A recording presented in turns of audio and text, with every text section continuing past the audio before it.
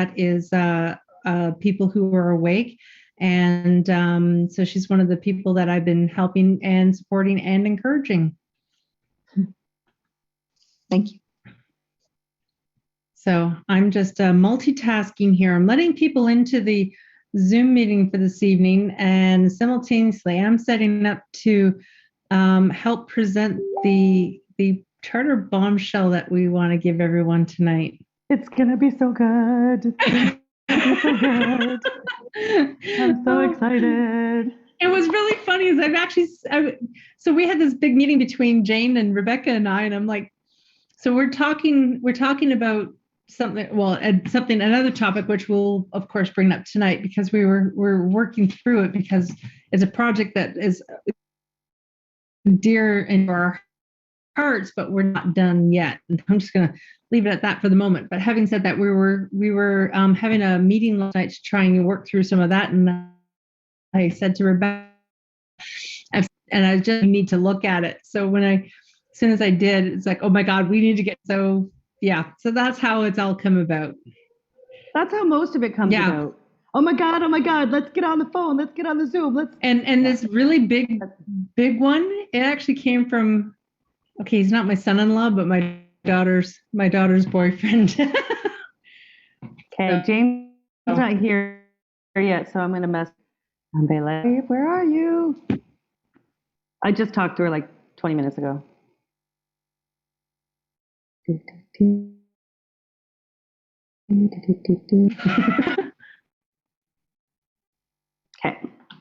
All right, so we'll just wait for Jane to join us, and then we can get started. There's still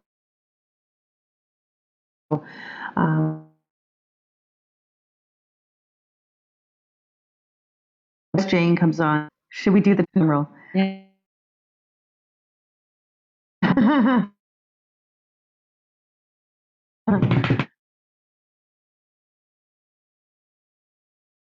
That was me, dumbass.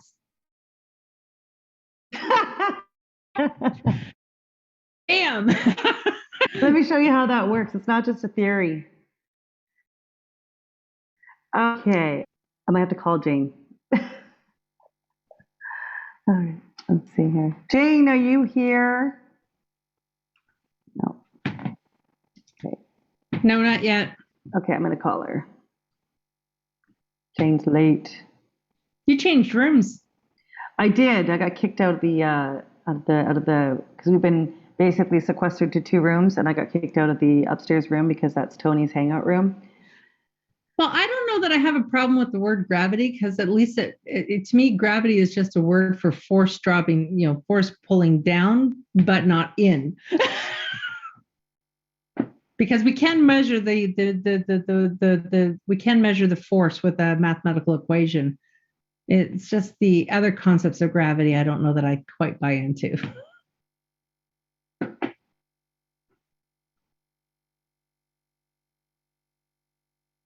Any luck? Oh, she's got me on mute.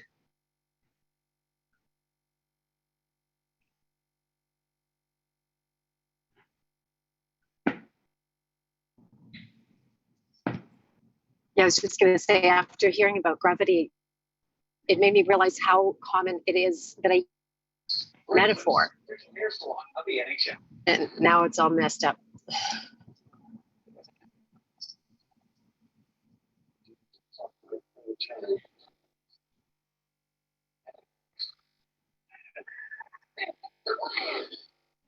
Has all this gravity discussion got something to do with flat Earth? I mean, I'm really not up with the mainstream news, but it's a bit of a confusing conversation going on.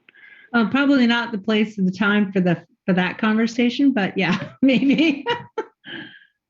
But what's all the joke about gravity? Well, gravity is just a theory, right? So there's what is he? Is he a college professor? Tyson, whatever his name is, and he'll say, "Let me show you gravity," and he drops his mic. The mic drop. Oh, okay, that was a reference, right? Yeah, I studied engineering, and optical MA was a pretty powerful revelation. Mm-hmm. Okay, Jane, I'll be on in a quick second. How do I remute myself with the phone? Oh, I can help you. I'll Done. get you. Okay. Didn't mean to be rude there, but I am pretty quick on the mute, folks. And just for those might be new on to our show, we have had some issues with trolls in the last couple of weeks.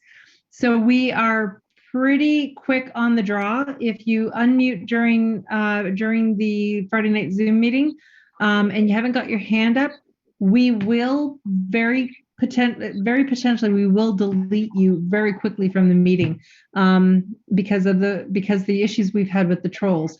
If you so if you're going to unmute, make sure you put your hand up, make sure you're called upon before you start speaking, and unmute yourselves. We'll do our best not to accidentally take people out of the meeting. But again, if you unmute yourself, you do run the risk of being removed.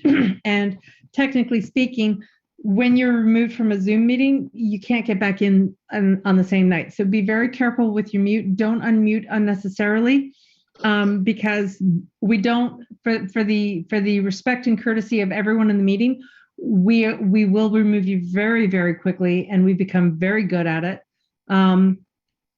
because a lot of people don't appreciate it. It's not just us you're upsetting, it's other people in the meeting. Yeah. Also, anyone who sees any, gets any private messages that are harassing, or they see any harassing comments in the Zoom meeting, don't hesitate to bring it to our attention. We do our best to monitor the chat while we're doing the meetings. There's Jane now. We do the best we can to monitor the chats, but if we miss someone and someone's harassing you, let us know, because again, we do have some issues with trolls right now. So we will delete, but we think of this as a win, because at first they ignore you, then they make fun of you, then they attack you, and then we win. And the fact that the trolls are now attacking us means we are actually hitting some sensitive nerves, and we are winning. Mm-hmm. So just to brace everyone, you may hear people unmuting themselves playing stupid music. We'll just continue on through as though nothing has happened, because that's the best way to deal with it. And I think eventually they're going to get bored of us, because you'll see that Amanda and I are really, really quick at this game. And as Amanda said, it's just a sign of us making some progress, because they don't like. You'll hear too when we're talking about things of significance, they get upset.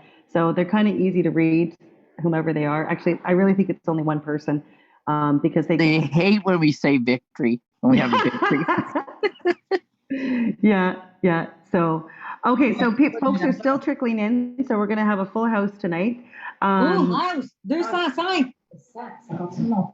Oh, Chantel, you just unmuted. Please make sure you're careful with your mute button, because we're going to be very quick with getting rid of people who unmute. We've had a lot of interference, and we don't want to accidentally remove people. We've done that in the past, and I do apologize to anybody who has been removed accidentally from previous Zooms. We absolutely apologize. It's just that, again, we've been getting attacked, so apologies for that. So I'm going to just talk about some general housekeeping while we warm up to get started. A couple of things, as we mentioned, please don't unmute yourself, keep yourself muted. The first part of the presentation, we'll be sharing information with you guys. We have a couple of folks on the call tonight that are going to share their good news stories. And then for the back half of the meeting, we'll open up the floor to Q&A.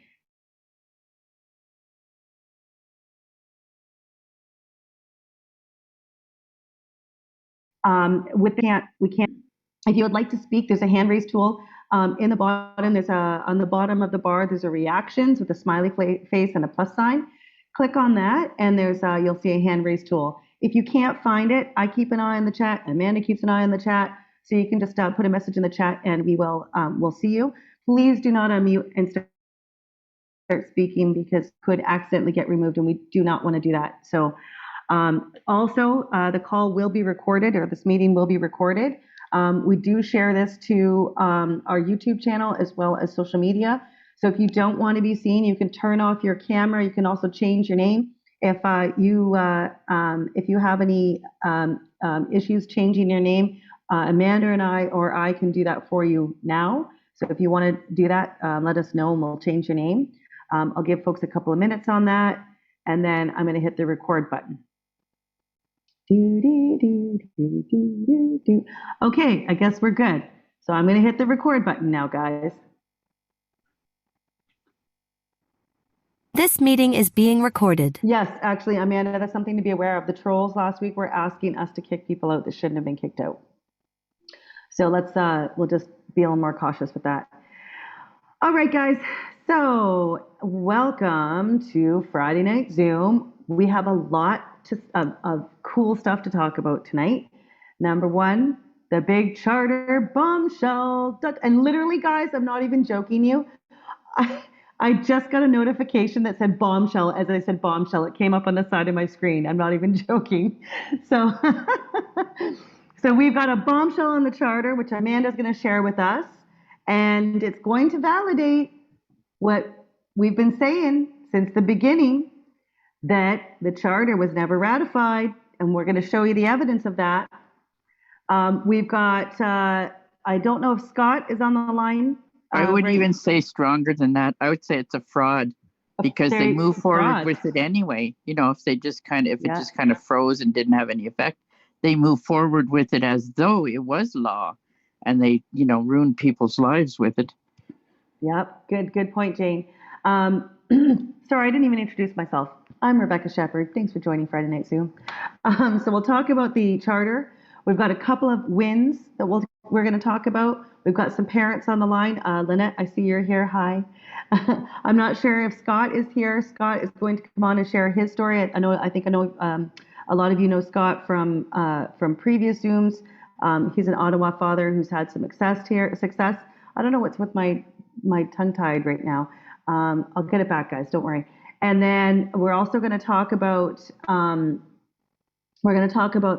travel event that we have going on, as well as progress on the travel lawsuit. And what else do we have on the tap here? Let me just go and see here. Yep, and that is, we'll talk a little bit about. There's also a complaint to the Ombudsman about the conditions at OCDC by Dave Freedom. I can talk to that. Yes, okay. Dave might try and jump in as well. Oh, if he does, it'd be great. But he said he had a rough day. Yes, he did. Okay, so let's jump into it. I'm going to hand it over to you, Amanda. Your co-host. Okay, so I'm just going to jump right into the charter stuff. Yeah. Give me 1 second, guys, because I actually realized I forgot to pull up one little detail. That's okay. I'm going to speak to some stuff I see in the chat just quickly while you get that sorted, if that's okay. You're also going to need to give me the ability to share the board, you should be co-host now. Okay, fair enough. Yep. So Brian Peckford so here's the thing. All of the MPs were to sign on to the Charter of Rights. The Charter of Rights is a federal piece of legislation the MPPs, which means that the MPs were the ones who were creating it, working on it. The MPPs signed off on it. They weren't part of the process of creating this legislation.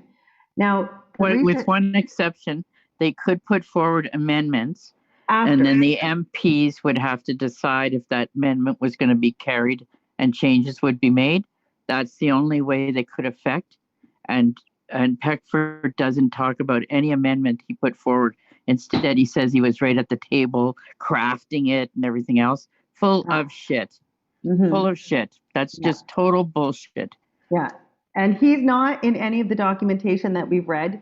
You can go back and look at the Special Joint Committee between 1980 and 1981. You will not see his name in there. You'll see a lot of other interesting things like interference from the Bar Association and interference from the UN. So that's interesting. But I just, we need to just understand jurisdiction, because MPs don't work on provincial matters, and MPPs don't work on federal matters. Obviously, they were part of the signatory process, and they could request amendments. But I just want to clarify that, because that's just how the system works. So Amanda's going to do a screen share for us now. Amanda, can you make is that me or you? Can you make this side panel a little bit smaller so we can see more of your screen? Does that work? Just you click on this panel. There should be a couple of dots at the top, or does that work? Nope, still the same. Which panel? This one? So where you see our faces, And I shrunk the faces. oh, because it's still coming up for me and I can't make it smaller. Oh, hold on. Speaker? Okay, just go for Does that it. help? As long as everyone else can see it. There we go. I just made it bigger. Okay. Can everyone see this okay, or does anyone have any issues viewing this? It could have just been me. It looks good now. Okay, go All ahead. right. Sorry, Amanda. I'm just seeing if I can zoom this in a little bit so people can read a little closer. So, folks, one of the things that Brian Peckford keeps saying is, calling people out on is that people are claiming the Constitution is not valid. We do not claim that the Constitution is not valid here at Stand4Thee. We do believe that the British North American Act 1867, which has had several amendments since its creation, is in fact very valid. And one of the things, and for those who are new to the group, I want you to understand it was Jane Scarf who came up to the realization that the Bill of Rights is the way we need to go, and in fact that the Charter wasn't valid. Now, when I first heard Jane speak, I immediately started doing some digging, and I reached out to Jane, and I basically offered my help to Jane because I understood what she was talking about, having done a charter challenge myself. So a little bit of back history there. What we're looking at right now is Section 59 of the British North American Act, which is the Constitution of Canada, which, as far as we are concerned, we all agree here at Stand4Thee, the Constitution of Canada is in fact valid. Section 59 says a lieutenant governor shall hold office during the pleasure of the governor general, but any lieutenant governor appointed after the commencement of the first session of the Parliament shall not be removable within 5 years of his appointment, except for cause assigned, which shall be communicated to him in writing within 1 month after the order of his removal is made, and shall be communicated by a message to the Senate and to the House of Commons within 1 week thereafter. The Parliament is then sitting, and not then within 1 week after the commencement of the next session of Parliament. Now, the talk to the lieutenant governor, why is this significant in Canada? Because the lieutenant governor acts as the representative of the Queen. Now, prior to honestly, we can get into some history here. We can go to 1931, we can go to 1982. The long story short is, although we technically could have gone on our own in 1931, they didn't. In 1982, they had a proclamation signed by the Queen, and what it required was ratification under Section 59. The lieutenant governor. No, I think there's a miss. Did I skip something, Jane? Yeah. Okay, that's fine. It's Section 159, and 59 is provincial. Executive powers. Okay, let me just scroll down to 159 because it does say 59 in the proclamation. Yeah, it's 159, I think. Okay. Or it's that section. We don't have a 159, anyway. Jane. Well, I sent you yesterday. I sent you what it that's is. That's okay. I got the email open just in case. 59. Okay. Yeah. 59. You have 59 in here. 59 bracket 1. Yeah, bracket but 1. It's not that though. It's not what you put up. Something else. Yeah. Okay. It is 59. Yeah. Okay. The long story short, folks. And if there's a bit of confusion here, and it's my fault, I do apologize for it. However, the point is that once the Queen gave the proclamation that Canada could make changes to the Constitution here in Canada, then Canada, the Governor General would have to put it on Canada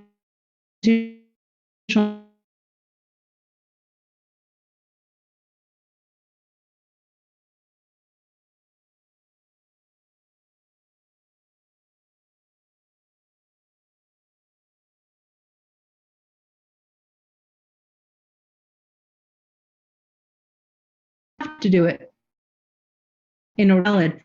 So the fact didn't ratify under Section 15 general, they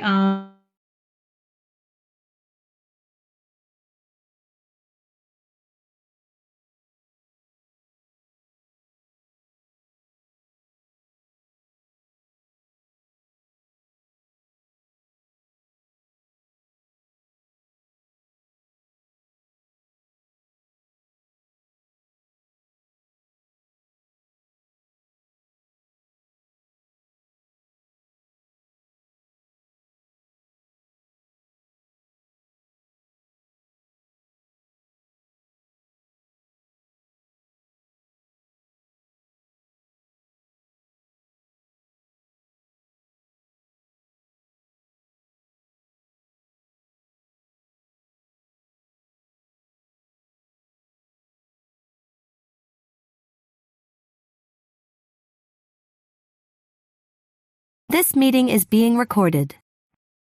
On the Canadian Charter of Rights and Freedoms that has never been ratified under Section 59 of the Constitution Act. Now, apparently they did take it to the Supreme Court of Canada, but here's the thing. The Supreme Court of Canada can't create law. They can only affirm law that has been created. And that's a distinction that people need to understand. The Supreme Court doesn't represent the people of Canada. All they can do is affirm the law that has been created. And what they try to do is then run around and get the Supreme Court to create the law. But because they did an end run around, it's not valid. So when you go back to this, and you go to the Constitution Act, and I did have it here. You know what? I might actually. It's back in the other one. If you go back in the other tab where you were, Amanda. Yeah, I know. I could have actually been under the charter in that section for 59 now that I look at it. And I apologize, folks. I apologize. How dare you? I meant to go. So here's the problem. We got the Constitution, which has 1 through 145, and then you have the charter, which has 1 through God knows how many, because a lot of it goes up to 52. But excuse me, somewhere in here in the charter, and I did have it called up, but I've lost it.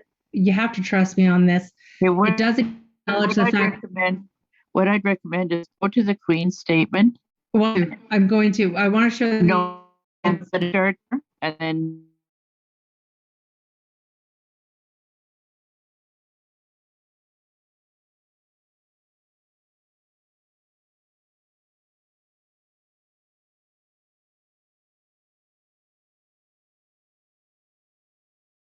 Glory.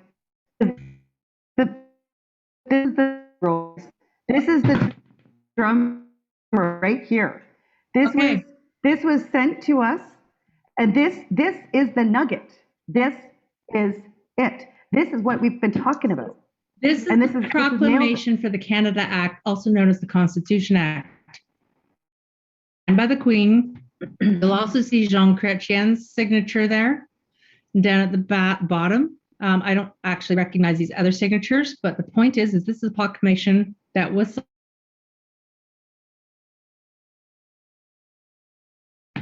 including myself, because I have to read this.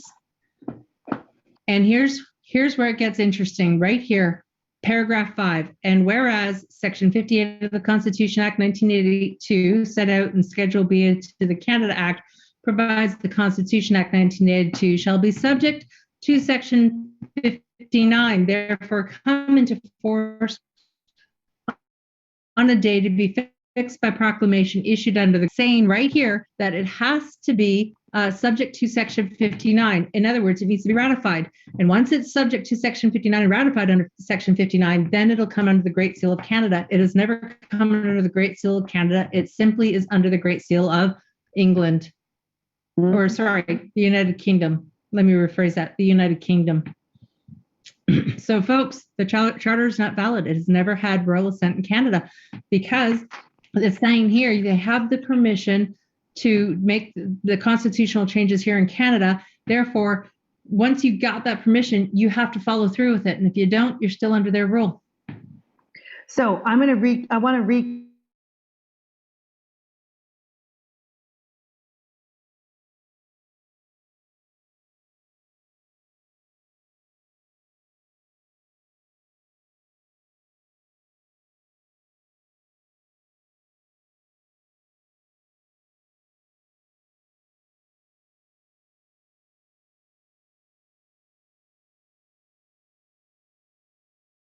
It's a UK document. Yes. And she's giving it royal assent.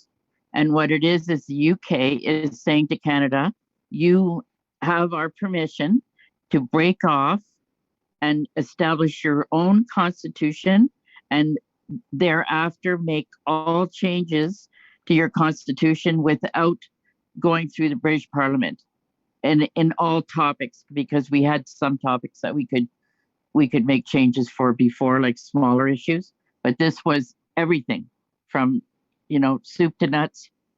We could do it ourselves. And then she says, the only trick is it has to be ratified under Section 59.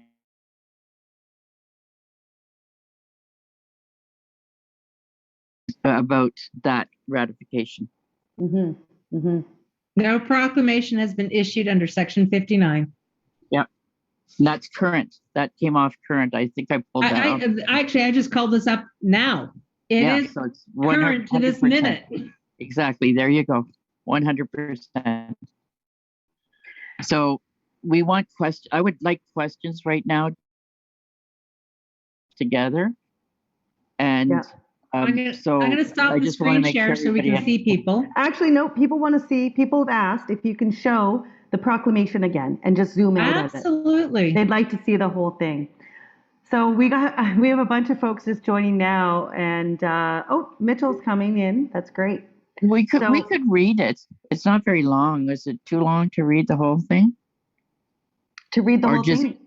Or just whereas the UK was asked. I can read it, Jane. Okay. I don't mind. Okay, go ahead. So the people just wanted to see it. They wanted to see it zoomed out. So there you go. And yes, let's zoom in and read it. Actually, folks, give me 1 second because I'm going to put the link for this that was sent to me into the chat before I read it.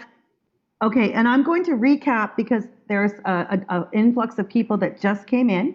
And guys, what we're looking at right now, you may again what we're addressing is that this is the proclamation that affirms that the Charter of Rights was never ratified. There was a proclamation signed in the UK by the Queen, and Amanda will read it. And what it was saying is, go ahead, create the thing you need to create under the Great Seal of Canada. And what was done was it was what would be the word? Approved, passed, signed in a courtroom. It was ascended. It was ascended to. It was passed by their Parliament, by their Senate, and then it had royal assent. Like what UK was saying. UK was saying, okay, Canada, fly on your own. Yes, and then it was signed off in the UK, and then it was supposed to be ratified in Canada under the Great Seal of Canada, and that's what's never happened. Yep.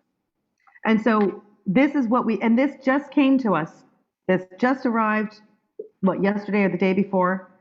And so now Amanda's going to read through the proclamation so we can all hear it. Amanda did just share the link in the chat for everybody, so you have a copy of this now.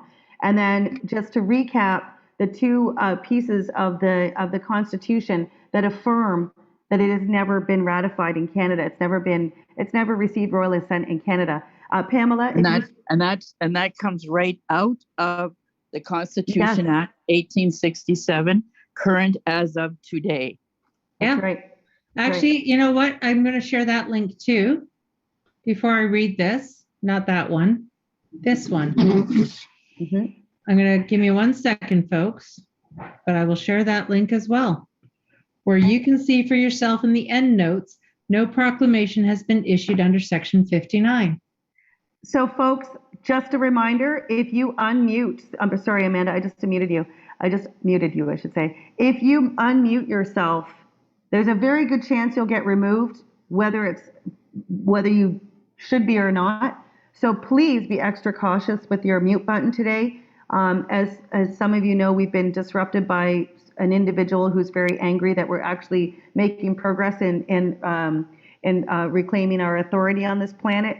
So just be cautious that we are very quick to remove people should they unmute, and we do not want to remove anyone that shouldn't. So please, guys, be careful with your mute buttons, please. Okay, I'm going to start with all the flowery words. Elizabeth II, by the grace of God, of the United Kingdom, Canada, and her other realms and territories, Queen, head of the Commonwealth, defender of the faith, to all to whom these presents shall come or whom the same may in any way concern, a greeting, a proclamation for the Attorney General of Canada. Whereas in the past, certain amendments of the Constitution of Canada have been made by the Parliament of the United Kingdom at the request and with the consent of Canada, and whereas it is in accord with the status of Canada as an independent state that Canadians be able to amend their Constitution in Canada in all respects, and whereas it is desirable to provide in the Constitution of Canada for the recognition of certain fundamental rights and freedoms, and to make other amendments to the Constitution, And whereas the Parliament of the United Kingdom has therefore, at the request and with the consent of Canada, enacted the Canada Act, which provides for the patriation and amendment of the Constitution of Canada. And whereas Section 58 of the Constitution Act 1982, set out in Schedule B to the Canada Act, provides the Constitution Act 1982 shall, subject to Section 59 thereof, come unto force one day to be fixed by proclamation issued under the Great Seal of Canada. Now know you that we, by and which the advice of our Privy Council for Canada, do by this proclamation, this our proclamation, declare that the Constitution Act 1982 shall, subject to Section 59 again thereof, come into force on the 17th day of April in the year of our Lord 1982. All of which our loving subjects and all others whom these presents may concern are hereby required to take notice and govern themselves accordingly. In testimony whereof we have caused these are letters to be made patent, and the Great Seal of Canada to be hereunto affixed at our city of Ottawa, the 17th day of April in the year of our Lord 1982, and in 31st year of our reign, by Her Majesty's command. And then you have the Registrar General of Canada and the Prime Minister of Canada, which is Trudeau, of course, at the time. And of course, as you've already seen from the endnotes, and I'm just going to pop back to the endnotes for a second. No proclamation has been issued under Section 59. Bam! Mic drop. That's in the Constitution. That's in the Constitution. That is, folks, if you want to see where I'm getting that from, let me just go up to the top. Okay, I am in the end notes for the Constitution Act 1867 to 1982. If I go back to the table of contents. Okay, read 58 and 59 also, so they can get a context for it wasn't done, like what is specifically supposed to be done. So executive power right there. No, Now, not executive power. No. It's in the, keep going down. End notes. There we go. Commencement. Yeah, Paragraph 23 shall come into back on the day to be fixed by proclamation.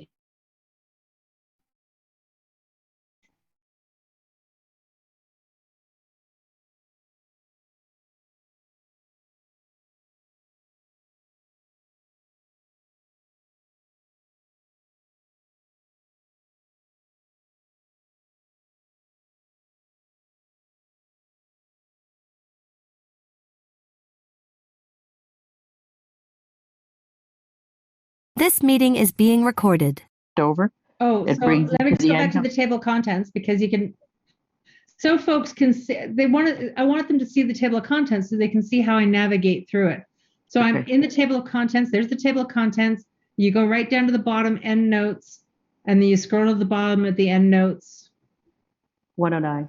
I just want to make note of a comment in the chat. But you click at the end. That was cool when you clicked at the end of 59.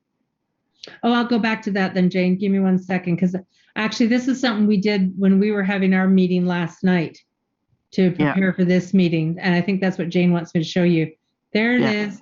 Authorization by under Section 59, subsection 2. There's 110. I'm going to click on 110 and bam, there you go, folks. Yep. No Never proclamation has been Never issued happened. under Section 59.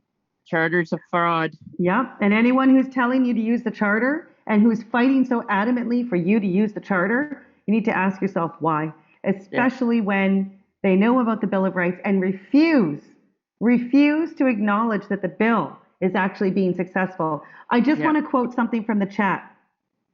Those rat bastards. You are correct. Rat bastards. Exactly. And this is jaw dropping. This is the biggest scam. We've been living under a scam for 40 years. 40 years to the date. It's also a destructive piece of legislation. It's seditious. It undermines common law. So it's seditious, treasonous. Mm-hmm. Yeah, because they conspired with the UN for that, because you see their piss all over that 1980 committee discussion about the charter having removed the right to property, and the NDP is right in there supporting that removal. And they brought in that professor who I never remember his name. Walter Tonopolsky. There you go, who was a member of the UN Human Rights Committee. And this is our bar where we learn why the lawyers only use the charter. The bar jumped in and gave a position paper to Sven Robinson in support of removing the right to property instead, or what do you call it? Like Enjoyment. in favor of what's not even a right. They're just playing a game, like this right to breathe free air and the right to a clean environment. That's the same kind of thinking or whatever bullshitting that they did with public health. We all have a right to public health. So therefore, Rebecca, your privacy rights are not important, because it's important that everybody has the right to public health. So your right to informed consent, forget it. Your right to freedom of speech, freedom of assembly, freedom of association, not important. It's more important to have this. It's not even a right. A right is a barrier, is a boundary rather, for the government to keep them in their place. So why would it be like logical for the government to assume the big brother role of managing these so-called rights? They're not rights. They're just straw men, like a distraction, and they're just an excuse to override your individual rights. Mm-hmm. And I'm gonna communism. Yes, I'm just pulling it up right now, and I'll put it in the chat for everybody. But this was what we're talking, and this is the thing, right? We're all asking ourselves, why are lawyers not open? Oh, here we go. I'm gonna share this with you guys. You're gonna love this, okay? Okay, this is the document that we talk about. This is the Special Joint Committee between 1980 and 1981. And so this was the committee that was formed during the inception of the charter. And of course, there was a lot of dialogue, okay? But this just opened for me when I clicked on property rights section. Again, if Brian Peckford was involved with the creation of this charter, how would he not know this? I'm reading from this committee. More than any other section, Section 1 was the target of virulent criticism by human rights groups. Gordon Fairweather, Chief Commissioner of the Canadian Human Rights Commission, called Section 1 seriously flawed and entreated, I don't think I said that correctly, the members of the committee to not let this bill pass into Parliament with Section 1 in its present form. The Canadian Bar Association proposed a complete elimination of Section 1. That's interesting. Fearing that it might destroy the entire process of the Charter. The National Action Committee on the Status of Women famously dubbed Section 1 the Mack Truck Clause for being so broad as to allow a Mack truck to drive right through the Charter. In total, 46 groups and 26 individuals made written submissions on Section 1, with 38 groups and 17 individuals rejecting it. So here we are, 40 years later, guys, with a piece of shit charter that's never even been ratified, with a giant Mack truck clause in it that is being used to infringe on our rights for the past 2.5 years. And what's batshit crazy are the people out there vehemently defending it. Hey, Rebecca, can you share the screen and show that and then put the link into the chat? Absolutely. I just got a little passionate with that because I'm just like, it's just batshit crazy. That's my new batshit crazy. So guys, this is I'll go to the top here. I'll share this in the chat. So this is the Special Joint Committee on the Constitution of Canada, 1980-1981. Peter Hogue, this guy's written a lot. You'll find a lot of stuff on Peter Hogue and the Osgood Hall. So this is the patriation of the Canadian Constitution and the entrenchment of the Canadian Charter of Rights and Freedoms in 1982 are in some ways the story of one man and one party, Trudeau the globalist. So the Constitution package was drafted by Prime Minister Pierre Trudeau's Liberals and approved by two houses, both controlled by the Liberals. Okay, so there's a lot of good nuggets in here. If you go into recommendations, you go into property rights. That's where I just found that. And then if you scroll down and you read through the property rights, here's the section about Sven Robinson. So this is the interesting part here.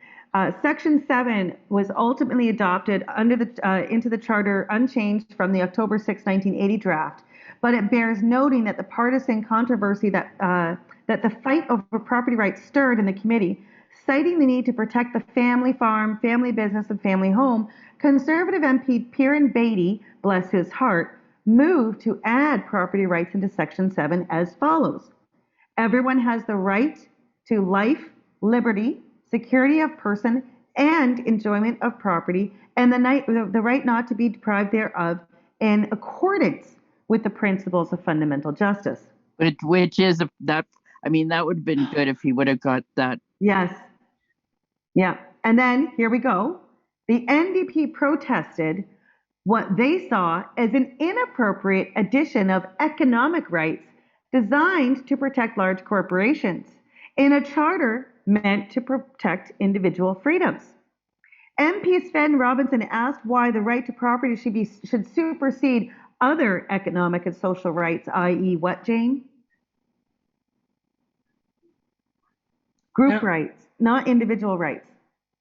Like the right to clean air and the environment. Well, how is that working out for us now? Backed by submissions from guys, the Canadian Bar Association, and here we are, our friend, Professor Tarnopolsky, a member of the United Nations Human Rights Commission. Robinson argued that entrenched property rights could have unintended consequences, such as prohibiting the collection of taxes.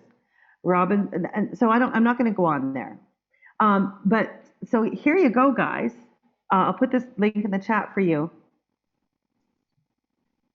Okay, but the myth is Canada is not, he's not educating people on I don't want to hear the myth is Canada.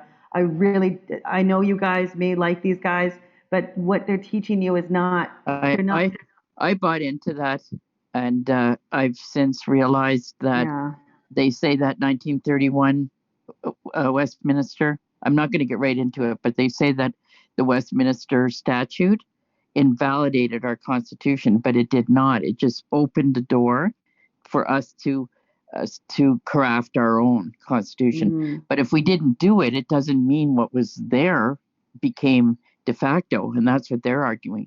1931, it became de facto, and we haven't had a Constitution since 1931. That's bullshit. We still have a Constitution and full body as it ever was. And when you go down that route of making claim that Canada is de facto, you are actually disempowering yourself. So, we have you got to remember, guys, we have the legal provisions on our side. They don't. And we're seeing that more and more in the courts. And we're seeing now that people are standing up for themselves and saying no, and here's why, that they're winning. They're winning in the courts. So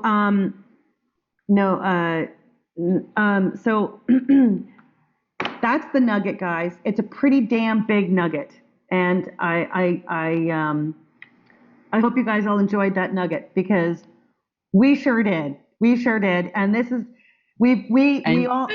And to clarify, all they've ever said anybody has ever said to us when we say it's not been ratified, all they ever say is, yes, it has. Look at the Queen in the video signing it. So now you've been presented with the document that she signed. Yeah. And I just want to quote what Shabita has just said, and I hope I pronounced your name correctly. And this is 100%. This proves why we need to continue trusting ourselves. And when you're a truth seeker, they're always trying to play games with our intelligence. And you know what? It is that. I think a lot of us are going off of our gut and our intuition, and we have to hold true to that. Because as soon as we deviate, that's when we get screwed, because we're like, oh, maybe. And then we're no longer listening to ourselves. And we have to keep listening to ourselves because we are truth seekers, and that's why we're here. Don't fuck with cats, exactly, Amanda. We are here because we're truth seekers, and when you're a truth seeker, that's because you inherently know that there are lies. And so don't doubt yourself, trust yourself. And you trust yourself, and you will always be steered in the right direction. Okay, so there you go, guys. We'll put the links in the chat. Amanda, if you don't mind putting the links in the chat for folks again, because it gets lost. Amanda's going to put it in the chat for you guys again. And listen, it's not just Brian Peckford, okay? I mean, we've got lawyers out there, many lawyers out there. There are special committees. There is an effort to track people tool that can help us to push people out of the charter. And we are doing our best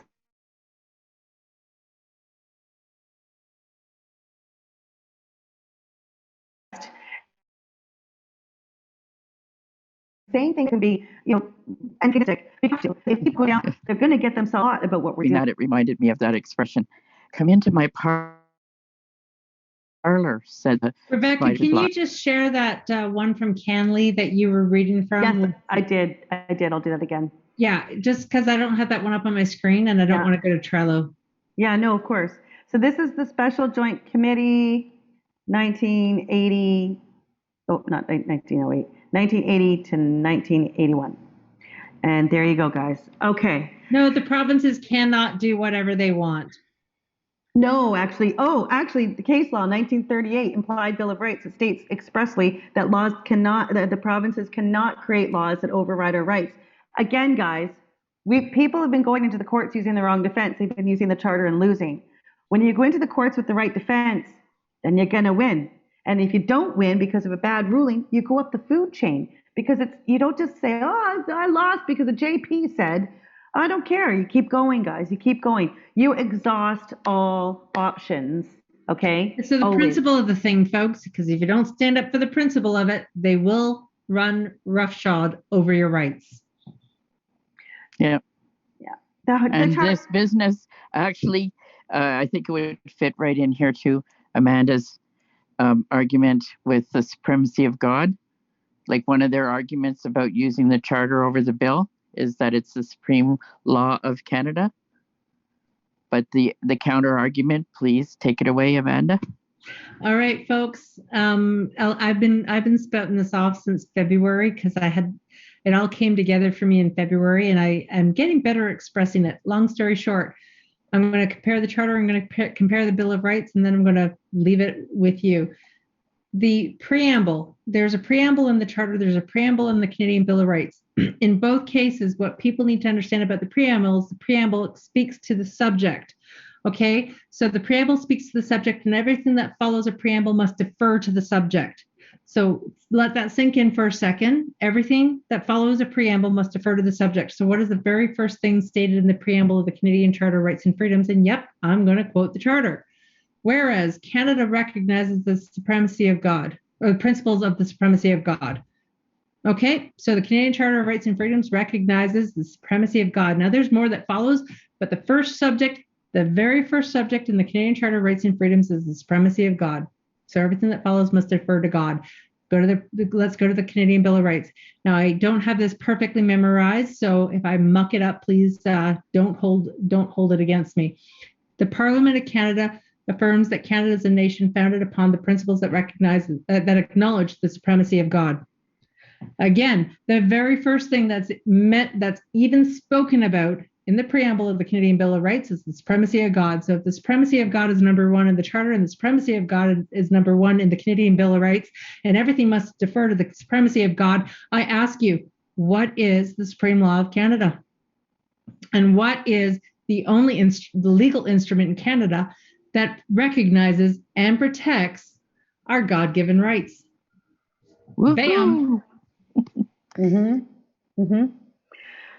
Because the charter says the rights set out in it. They're not your God-given rights. They're your rights set out in it. So they're in contradiction of the preamble, which is not allowed legally. That's a flaw. That's a flaw. Like that part would have to be interpreted differently because of the preamble. So it appears to say that, but you'd have to inject. Now there's one more thing I want to inject here, folks, because I've had people go, does that mean you can, and they start bringing in all kinds of gods that, Shirla and whatever. Folks, we inherit the British Commonwealth system. With the British Commonwealth system comes the Church of England. With the Church of England, the King James Version Bible. So the God we speak of, when we talk about God and the supremacy of God in Canada, is in fact the laws of the old King James Version Bible. Excuse me. Canada is founded upon the supremacy of God. And this is, it's interesting. My husband and I were having this conversation today because my husband moved to Canada when he was quite young, and his family's Buddhist. And we were having a debate because I think religion needs to be brought back into the classroom.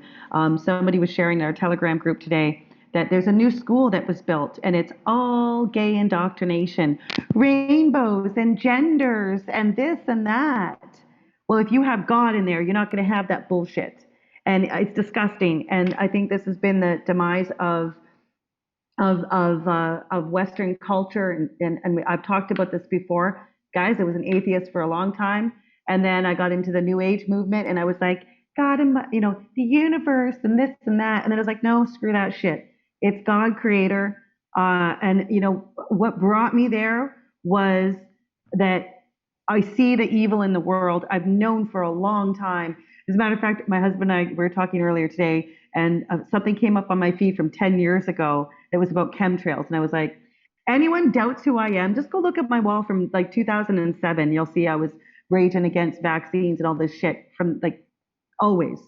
And so I realized, though, with what's happening right now is that if we're going to fight the devil himself, then you need God in your heart as your armor, because this is literally a spiritual war. This is a satanic war. We are dealing with people who are in our faces committing satanic rituals.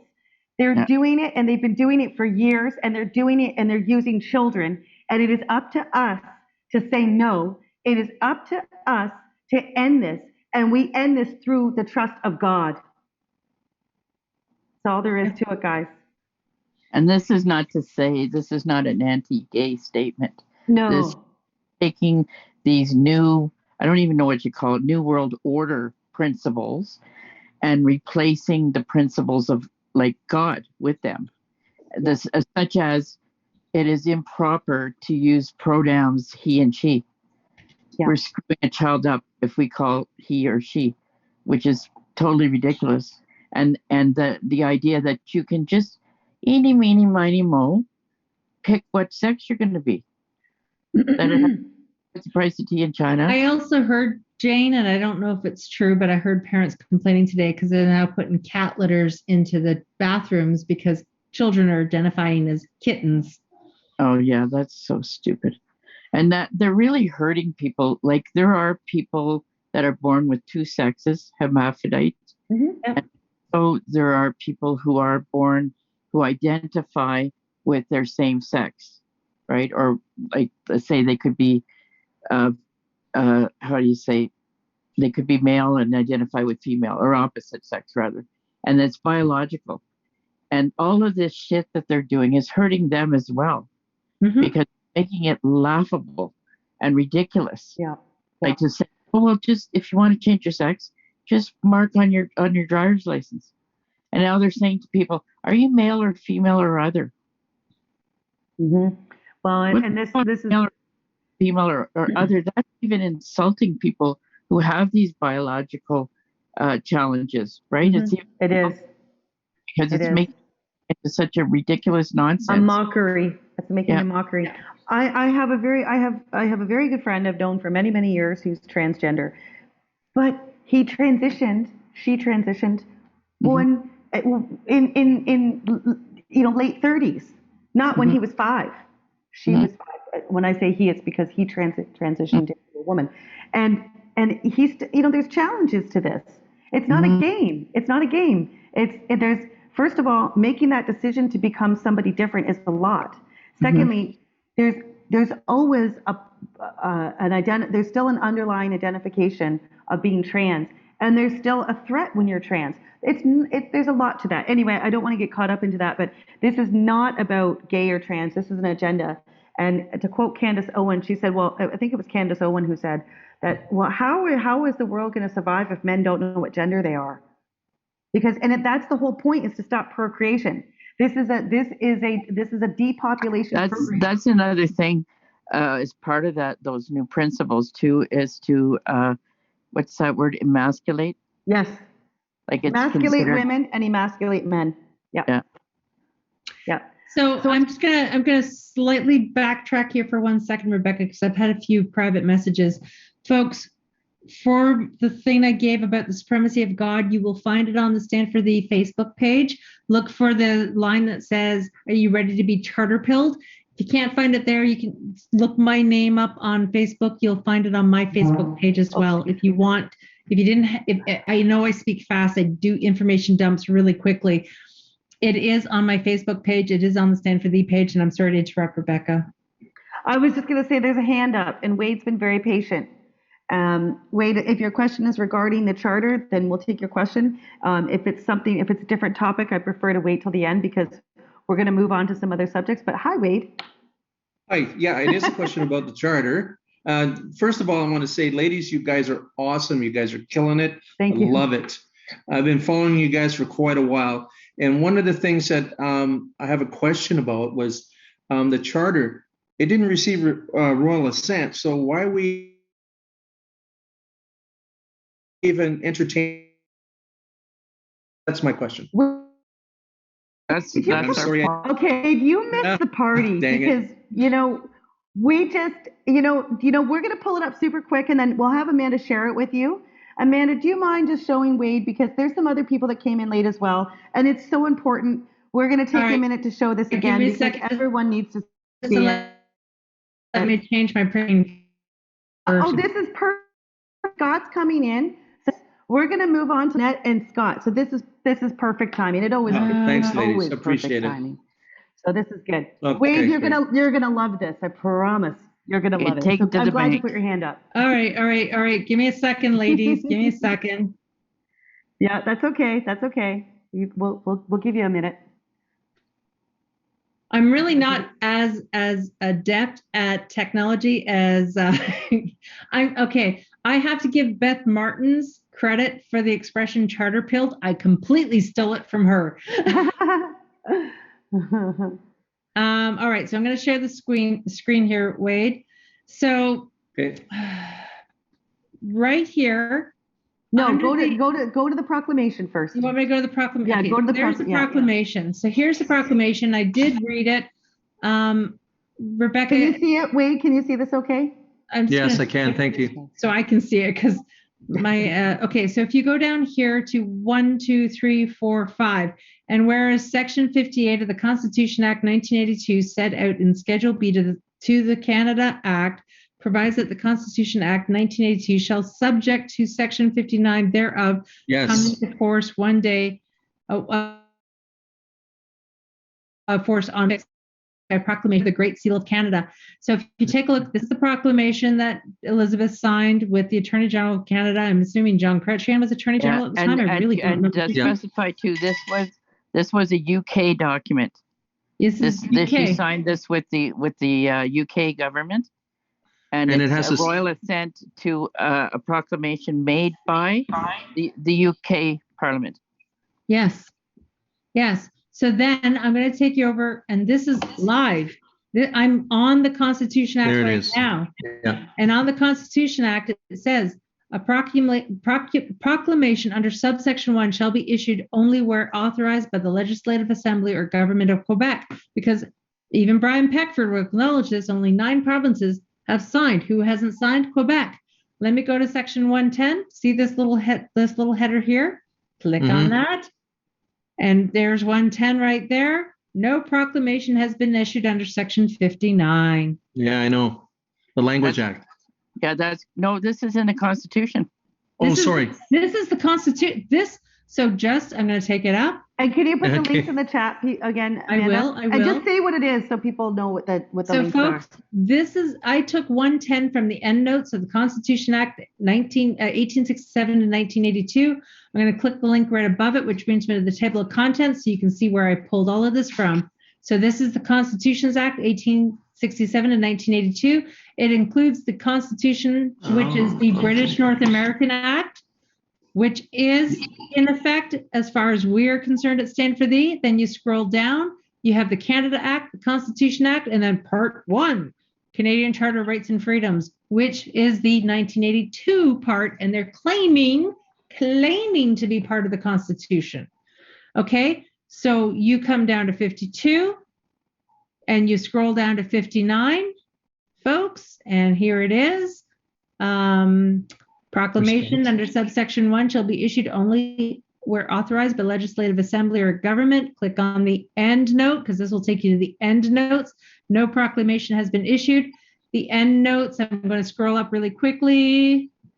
Okay, table of contents. In case you don't believe me, there's the end notes. Click on it. There we are again. I'm just scrolling through the Constitution Act really quickly so you can all see it's I'm taking this live right now from the Government of Canada website. Yeah, and but wasn't the British North American Act unenacted by the Queen? No. No. No, Jane, all take they, it. all Take they it, did, Jane. I can explain.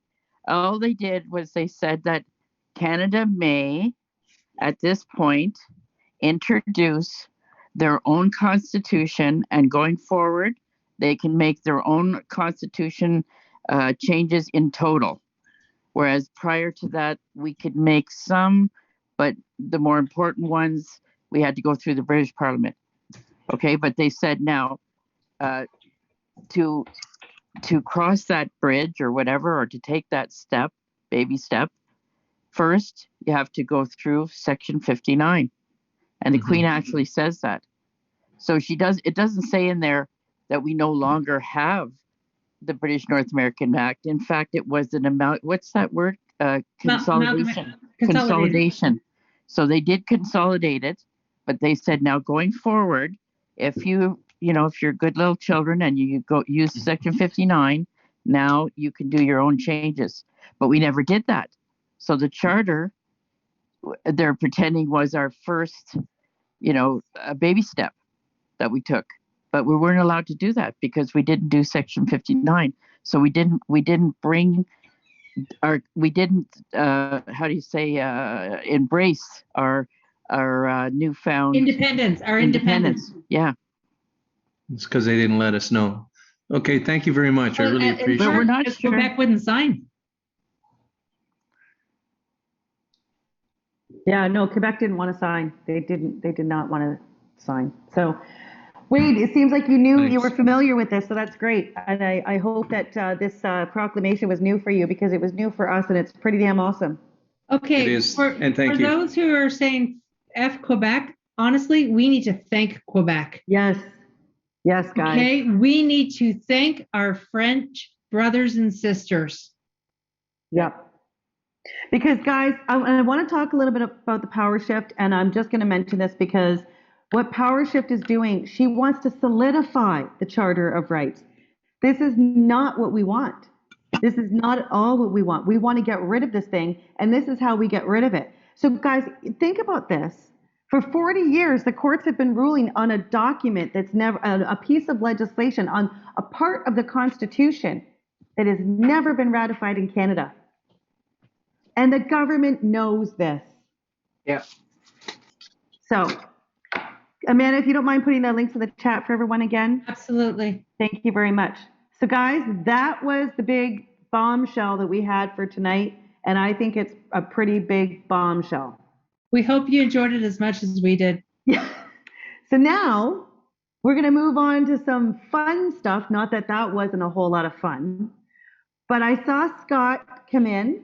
Scott, are you here? Lynette is here. Lynette Yes. is here as well. Yes, she And is. I know she's super excited. Yes, she is. Scott, are you here? I think I saw Scott come in.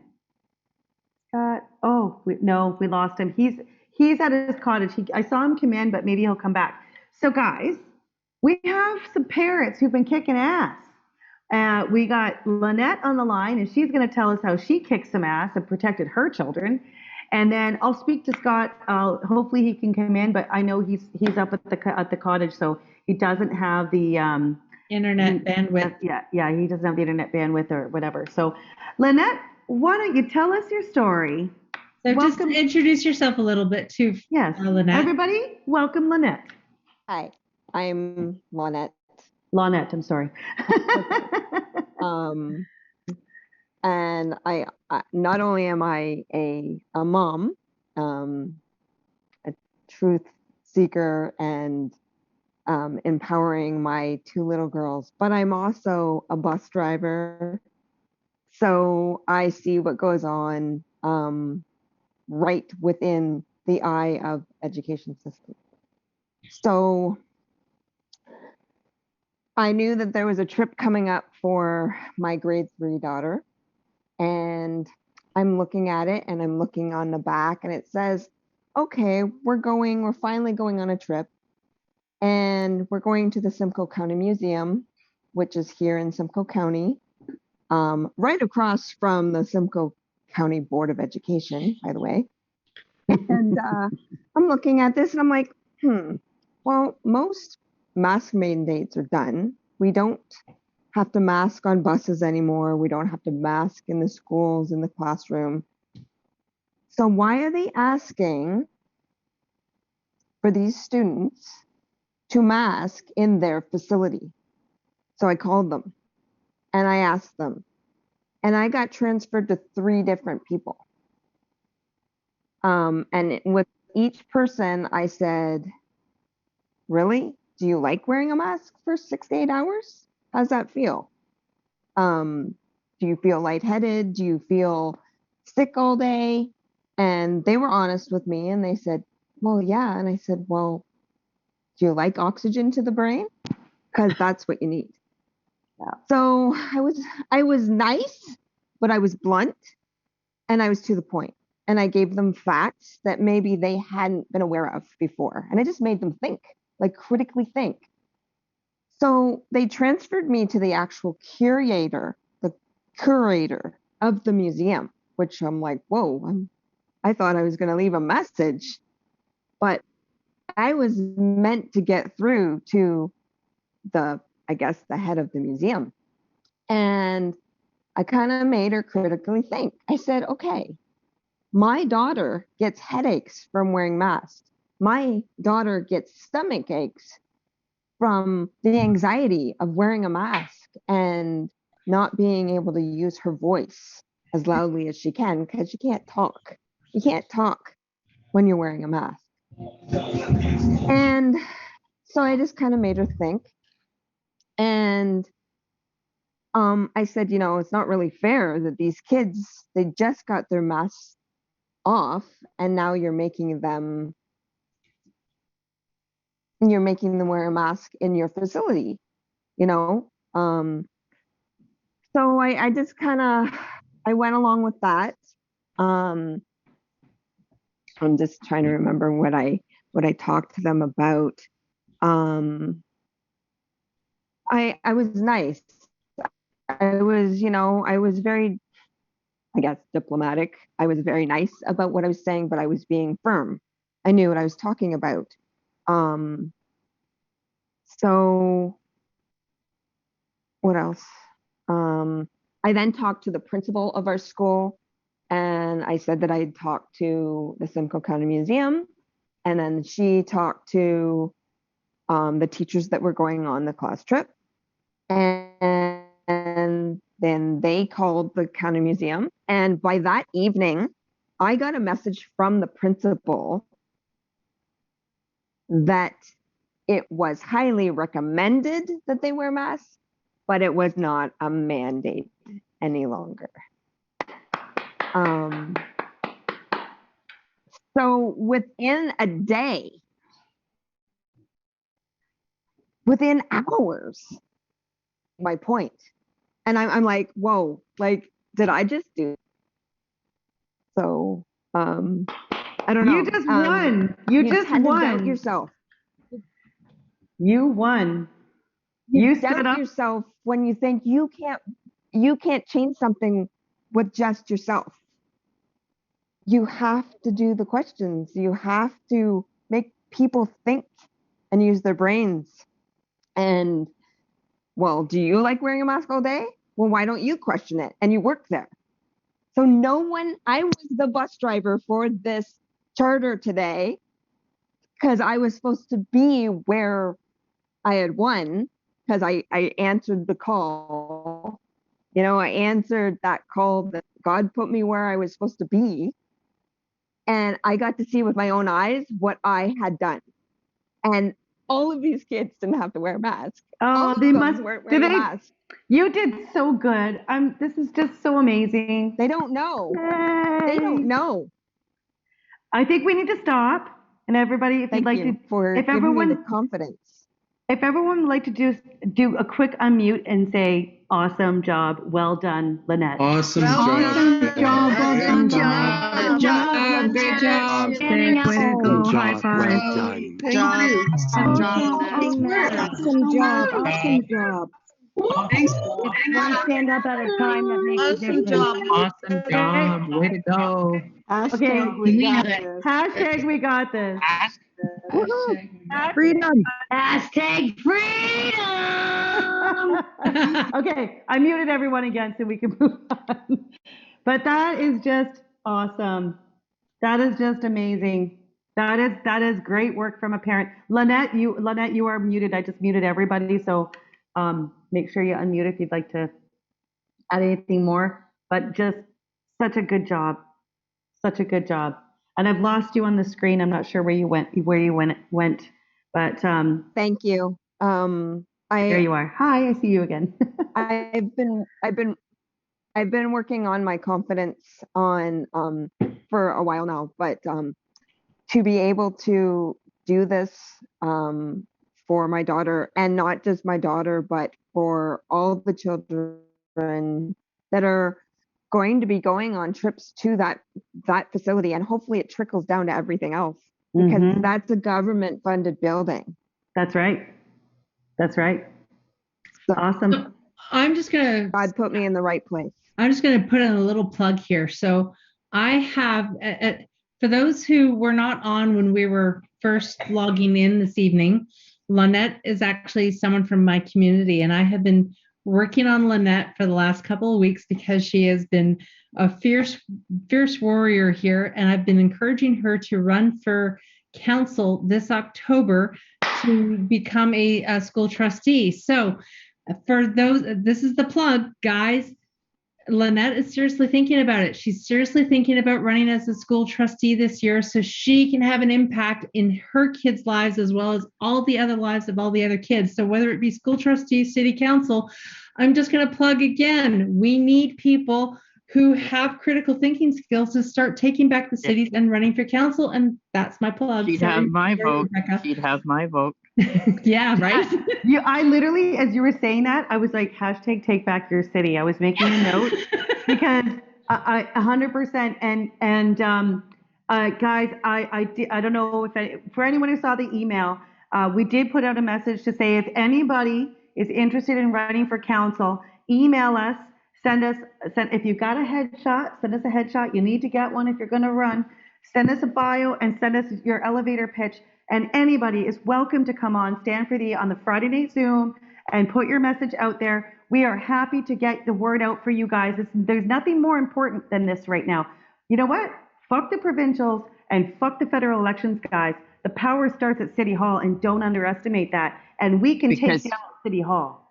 Because we can refuse those mandates because of the Canadian Bill of Rights. We can just say, no masks, no lockdowns, no vaccine.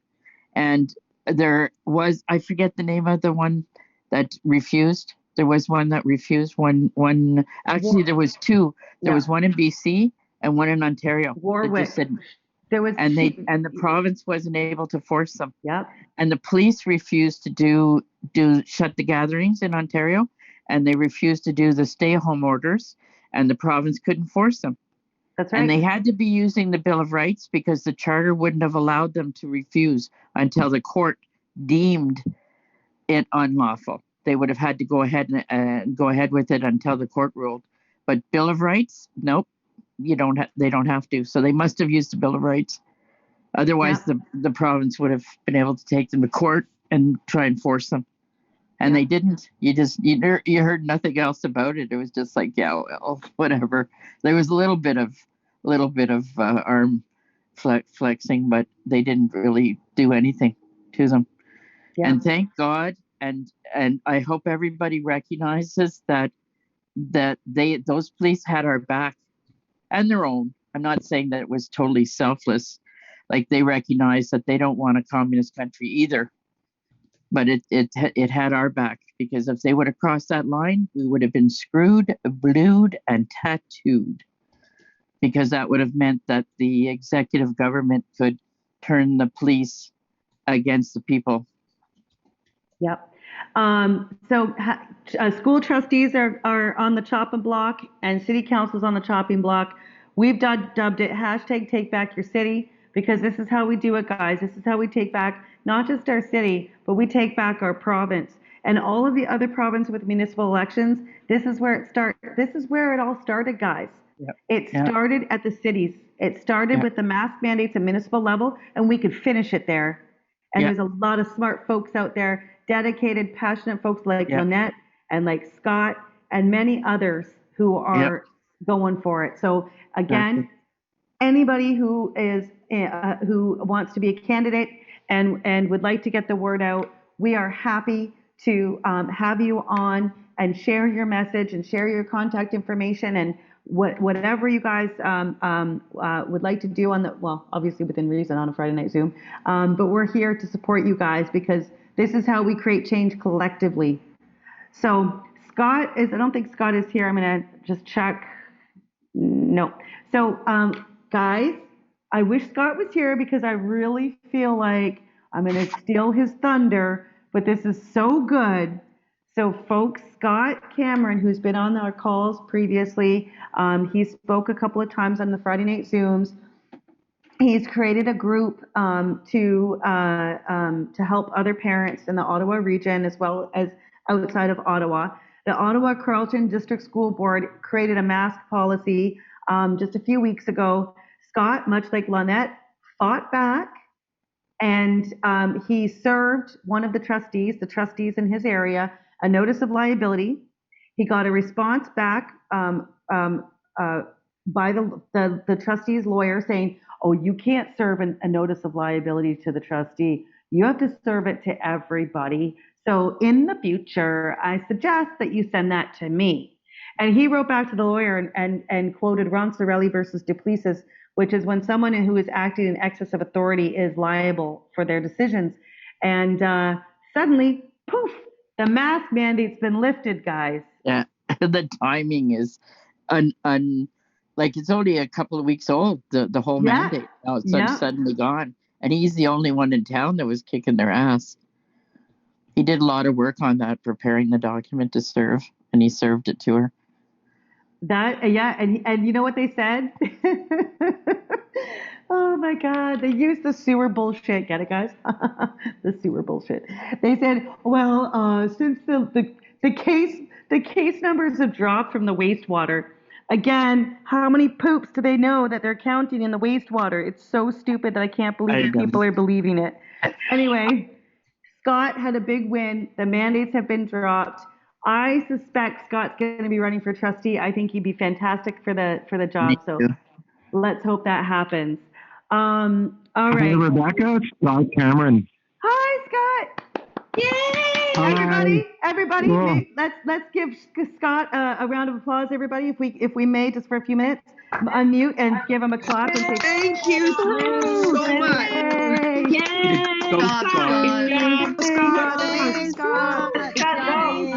Thank you. Well done. Thank you, Scott. Thank you. Way to go, Scott. Oh, thanks so much, guys. That really warms my heart. It's such a big win today. I don't know what to say. I owe it all to Stand4Thee and their direction, and it's a win. and I really feel like we needed it. At least I did in my life, and it really means a lot to me to hear the appreciation and to know that this worked and it made a difference. And Oh, we lost you, Scott. and to talk about everything that you guys are doing. We're winning step by step, and I have I'm not ever going to lose faith. I know we're going to win it all. Me too. Me too. It was the Ottawa Carleton School Board. So maintain our democracy and maintain our rights forever. Yep. Yep. And that's the attitude to have. Like this is a democratic country, not a communist country, and our rights are valid and flying high. And all this talk about, oh, it's a corporation now, we don't have any more rights and stuff like that. That's all BS. Yeah. They had no authority to undermine the nature of a country and the rights and all that in there. So I think they're losing their battle. 100% they are. So, Rebecca, are you okay if Scott just gives a quick recap of his story, even though you just kind of told it? Scott, can you do that, please? Absolutely, guys. I'm at the cabin. I hope I'm coming through okay. Yeah, you're good. Awesome. Yeah, I heard on a YouTube channel that our school board, where my daughter goes to school, reintroduced masks. This was after the lockdowns, and then eventually, it was masking required in the schools, and my daughter was wearing a mask all day at school, and she has a part-time job where she had to wear a mask all day to kind of working in the supermarket, and her acne was just terrible, it was sad to watch, and I just hated it. And finally they lifted the mask, and I was so happy, and I was so happy to see her being one of the few in that supermarket not wearing a mask, because it was up to the individual there, and I was really happy to see that. And then out of the blue, the Ottawa Public Health, they announced that, the COVID levels that they were suddenly testing in the wastewaters were on the rise. It's like this fear propaganda came back, and it was so disheartening. And then I learned on YouTube that they reinstated mask mandates for the schools, and it took me, my heart sank. It was the worst news I could have heard. And it took me a long time to gather information. Who made these rules, why the mandates were put in place. And I even researched, other cities in Ontario, and were there masks anywhere else? And what did people there do about it? And, I found that people protested, and they gathered signatures, and they fought the school board, and they showed up to public meetings with the school board to voice their opinion on the matter. And they were noted, but nothing really changed, right? And kind of accidentally, just out of,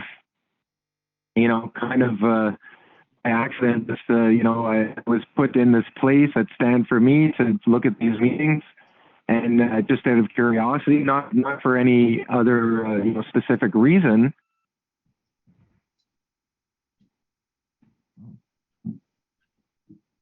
Individuals breaking the law, and I got in contact with these amazing women, and it just clicked. It felt like my whole life I was placed on this path to fight this. And I had all this energy to focus somewhere, and it was like this was meant to be.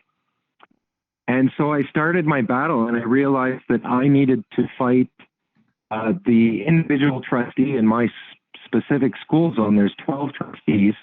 8 of them voted in favor for the mask mandates, including one in my school zone, which was kind of a blessing because it gave me a target to fight against. And so that's what I did. With guidance from Stand4Thee, I put my efforts and wrote a notice of liability. Rebecca, you were spot on. Nothing happened until I sent the invoice for $10,000 is what I was suing for. And then, then I got an email back from the lawyer saying, here's Scott, you've made a mistake. You can't sue the trustee. You have to sue the school board. And so I called Rebecca, and she's like, "Fuck you." to quote Rebecca, she said, "Fuck you for telling me who I can sue." Yeah, thank you very much. So she just reinforced my vigor and my focus. And so I took some time and wrote an email back, and you guys passed me case law from this restaurant in Montreal that who lost their liquor license. And I use that because it turns out that these individuals breaking the law, they thought at school board that they were protected because it was a group decision, right? Yeah. And so through that case law, it turns out that no, you're not protected in a group. The individuals breaking the law, each and every one of you, is liable. And so that was contained in my email back to the lawyer. I said, I'm not going to sue. I'm not going to continue or pursue, claims against the OCDSB school board. I'm continuing against this individual because she's the closest one that's harming my daughter. And so I did that. And I don't know how many days, 2-3 days later, it was fast.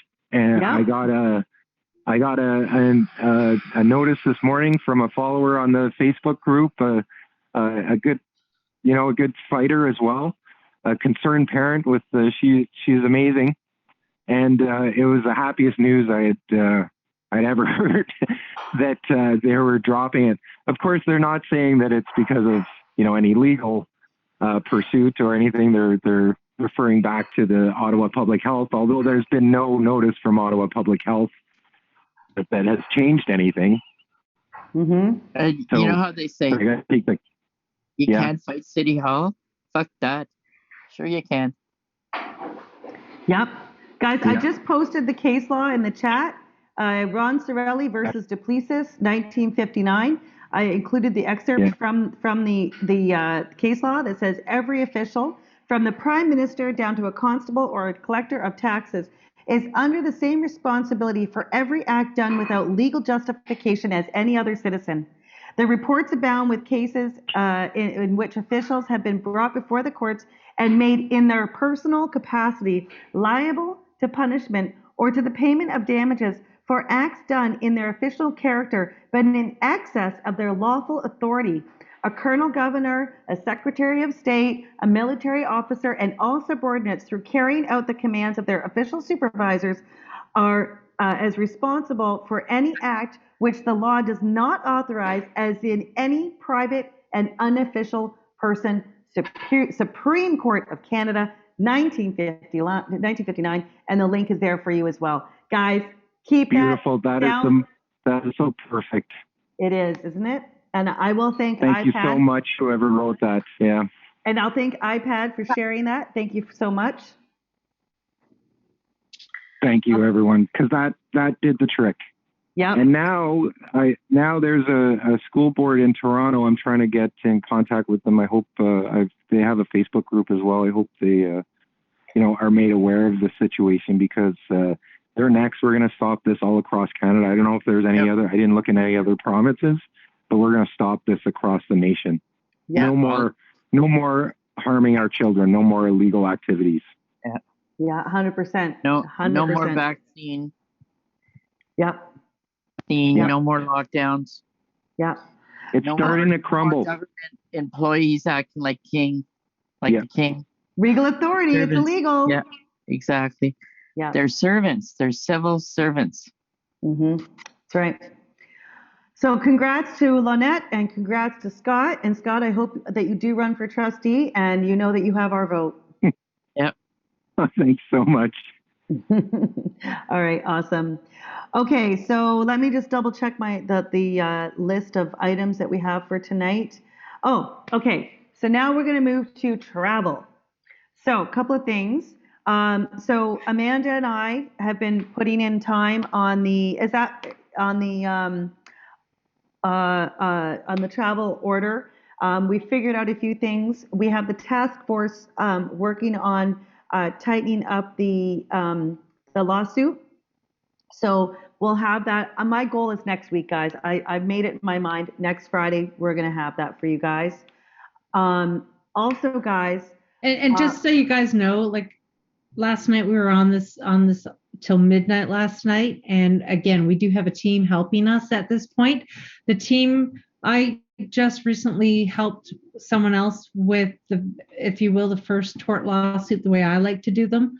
And so the people that help me sort of work out the kinks, they're now helping us with the Omar case. Yeah, so it will be great. We're also going to be working on another travel action, but I'm not going to give away the farm on the travel action. I will tell you it's going to take place in Ottawa, and we would like to get people to jump on board. So what I would ask is that if anybody, yes, travel without an what about direct action? Direct action. Oh, quickly before I forget, I made a note of this. So, because someone's asking about NOL to air personnel, you can. It's a little bit It's a little bit trickier because you have to serve them, and it may be hard to get their names, or sorry, to find their address. But I just wanted to talk about the NOL. There was a question earlier. If anybody has used an NOL that has the Charter of Rights in it, that is not a Stand4Thee NOL. We have never used the Charter of Rights in any of our legal documentation. We never will, never have, never will. So if you're using a notice of liability that has the Charter of Rights in it, that is not a Stand4Thee notice of liability. Also, if you're using Action for Canada uses not only the Charter of Rights, but it's actually more of a notice than a notice of liability because FYI. FYI. Yeah. Yeah, exactly. Because it doesn't mention anything about actual liability. It's just some information. So it's more of an information pamphlet. So it's not really a notice of liability. Then I'm just reading the chat here. So the section for the Canadian Bill of Rights for travel is the right to life, liberty, security of person, not to be deprived thereof except by due process of law. That's section 1A, as well as section B, which is equality of the law and protection of the law. I'm going to put in the chat for you guys on our website on the self-representation 101 page. By the way, we're doing self-representation part 2 on the second Monday in June, which is June 13th. And I'm just going to put this. Yeah, I thought it was June 8th. 16th. Or 13th. Oh my God. Oh shit, I told somebody yesterday the wrong date. Well, hopefully they get our emails because. Okay.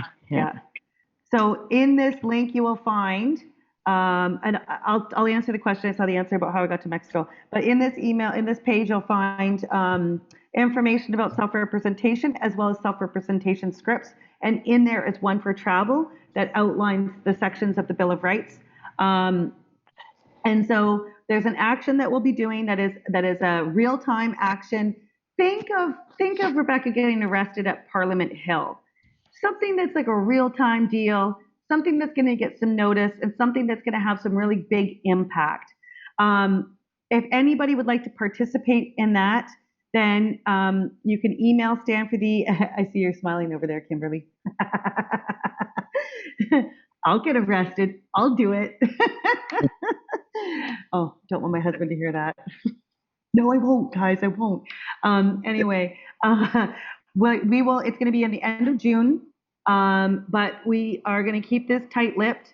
If you'd like to participate, you can email us, and we'll do. Most likely, we'll do a closed Zoom. Anyone who comes on this Zoom, you must identify yourself. If you don't have your camera on, you'll be removed because we really don't want to get sabotaged on this. We want to do it. We want to have it buttoned down so we can go in there and kick some ass, make some noise, and hold people accountable for violating our rights.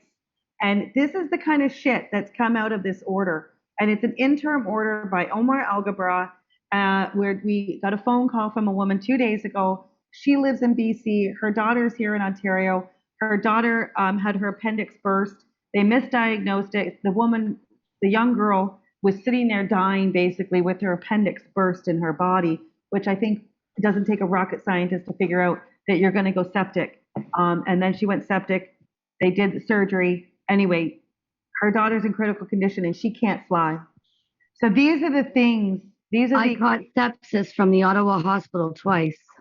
Yeah.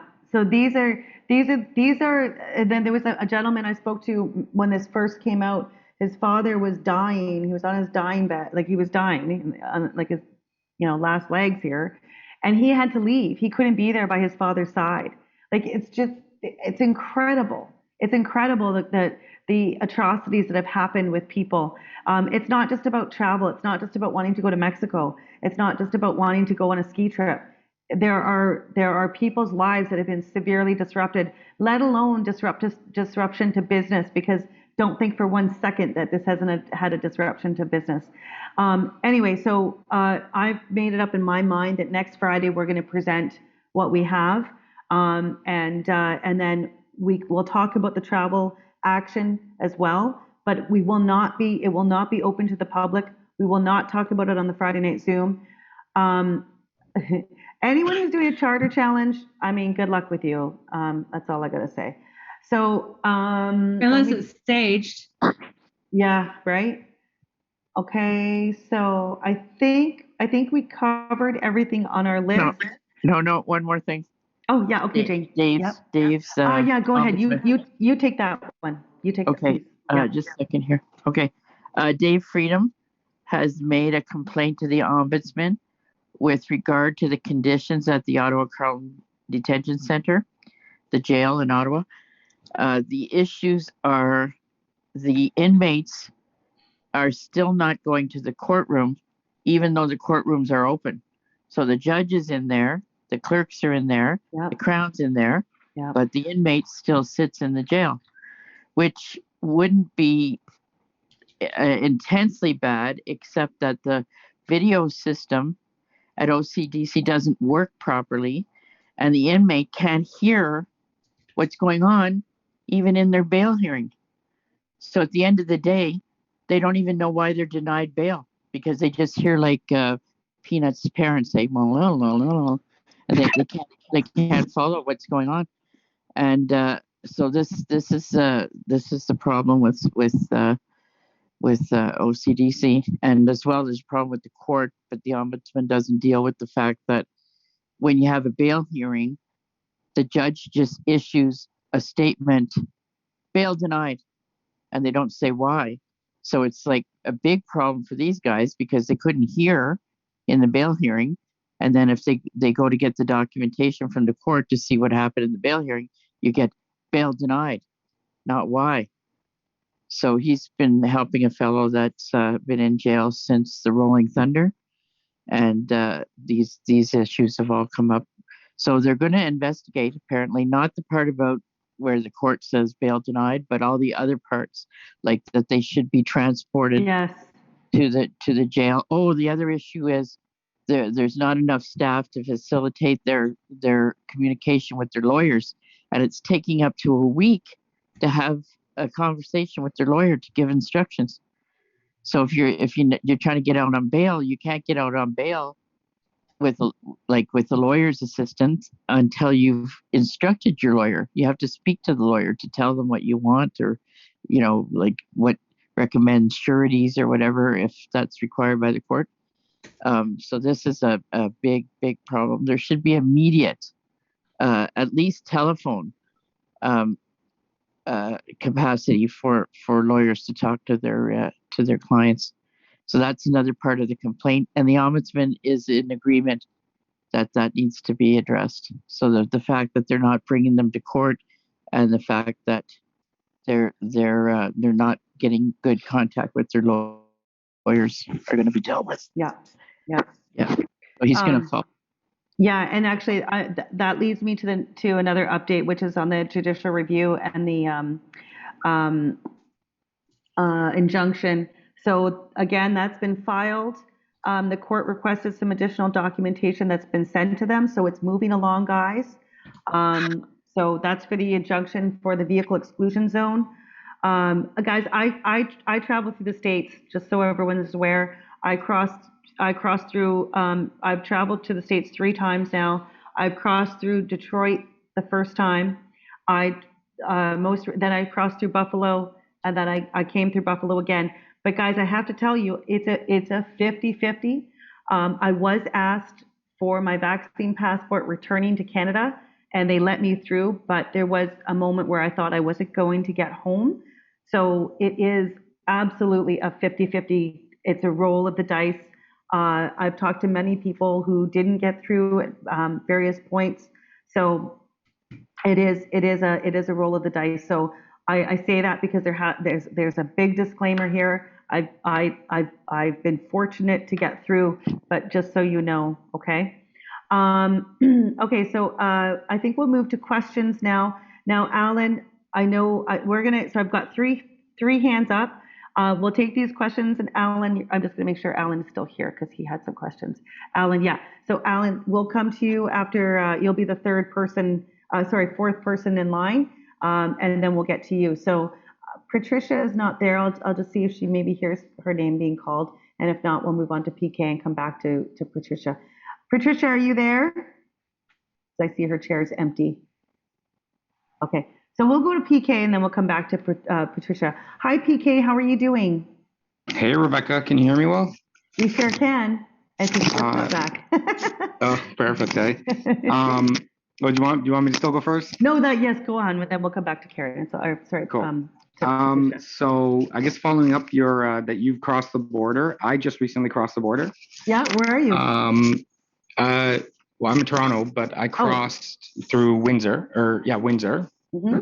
Going across, I took the bridge, like not the tunnel. That's what I did too. Coming back, I took the tunnel. Going across the bridge, albeit going across to America, didn't ask even once. Albeit it was like late at night, like I arrived late at like 12 a.m. But guy was super cool, didn't ask me anything. Went in, did my thing. On the way back, I took the tunnel. It was on a Sunday it was a Saturday. Anyway, public health was there. Border Patrol was very like bantery and fun. But ultimately asked if I used the Arrive Can. I said, I don't have that app. And she said, okay, next time, please get it because I have to tell my superiors. Wow. But this time I'll let you through. And I said, okay, cool. And then for you, PK. The Ambassador Bridge? No, this was through the tunnel coming back. The tunnel. Okay, okay. Yeah. I'm making note here. Yeah. And then she, so then she asked me my vax status, and I said no, like not vaccinated. And then she typed some stuff on the computer and then said, okay, well, you're gonna have to see public health. So just go through inspection. And I said, I just nodded my head. I didn't really answer. I went into the inspection area. The public health lady came. It was kind of a funny experience because she asked me to put on a mask, and I said, I'll wear it if I can for a very short period of time. And I basically put it on for like 10 seconds and then like started taking it off and just asked her to stand 6 feet away if that makes her more comfortable. And then she went through all this nonsense about, you have to quarantine. And basically the rule right now is that, according to them, is that I have to get tested in the US, either antigen or PCR. And the test has to be read at a lab. And I have to come to the border with that. And I said, land? By land? By lab. Like the test has to be. This is by land. Yeah. Like this is crossing the tunnel. This is where I'm like, I'm not answering a single question. Yeah. Next time I'm going to be like, I have nothing to really tell you. Yeah. But I kind of wanted to see what kind of questions they would ask and stuff like this. Essentially she started asking questions about like where I live and these sort of things and who else I live with, blah, blah, blah, blah. And I basically told her, yep, I have a. Yeah. What they're trying to do is they're trying to make you say, I'm going to quarantine. That's what they want you to say. Yeah. And me, I'm like, Yeah. You're like, I'm specifically not quarantining. I tell them straight up, I'm not testing. I'm not quarantining. I'm not doing any of it. Right. Yeah. So anyway, long of the short, like I basically like don't say yes, I am going to quarantine, but basically nodded like I understand or like I hear you. And then she was insisting that I need a test to come back in, and I said, well, I don't have one.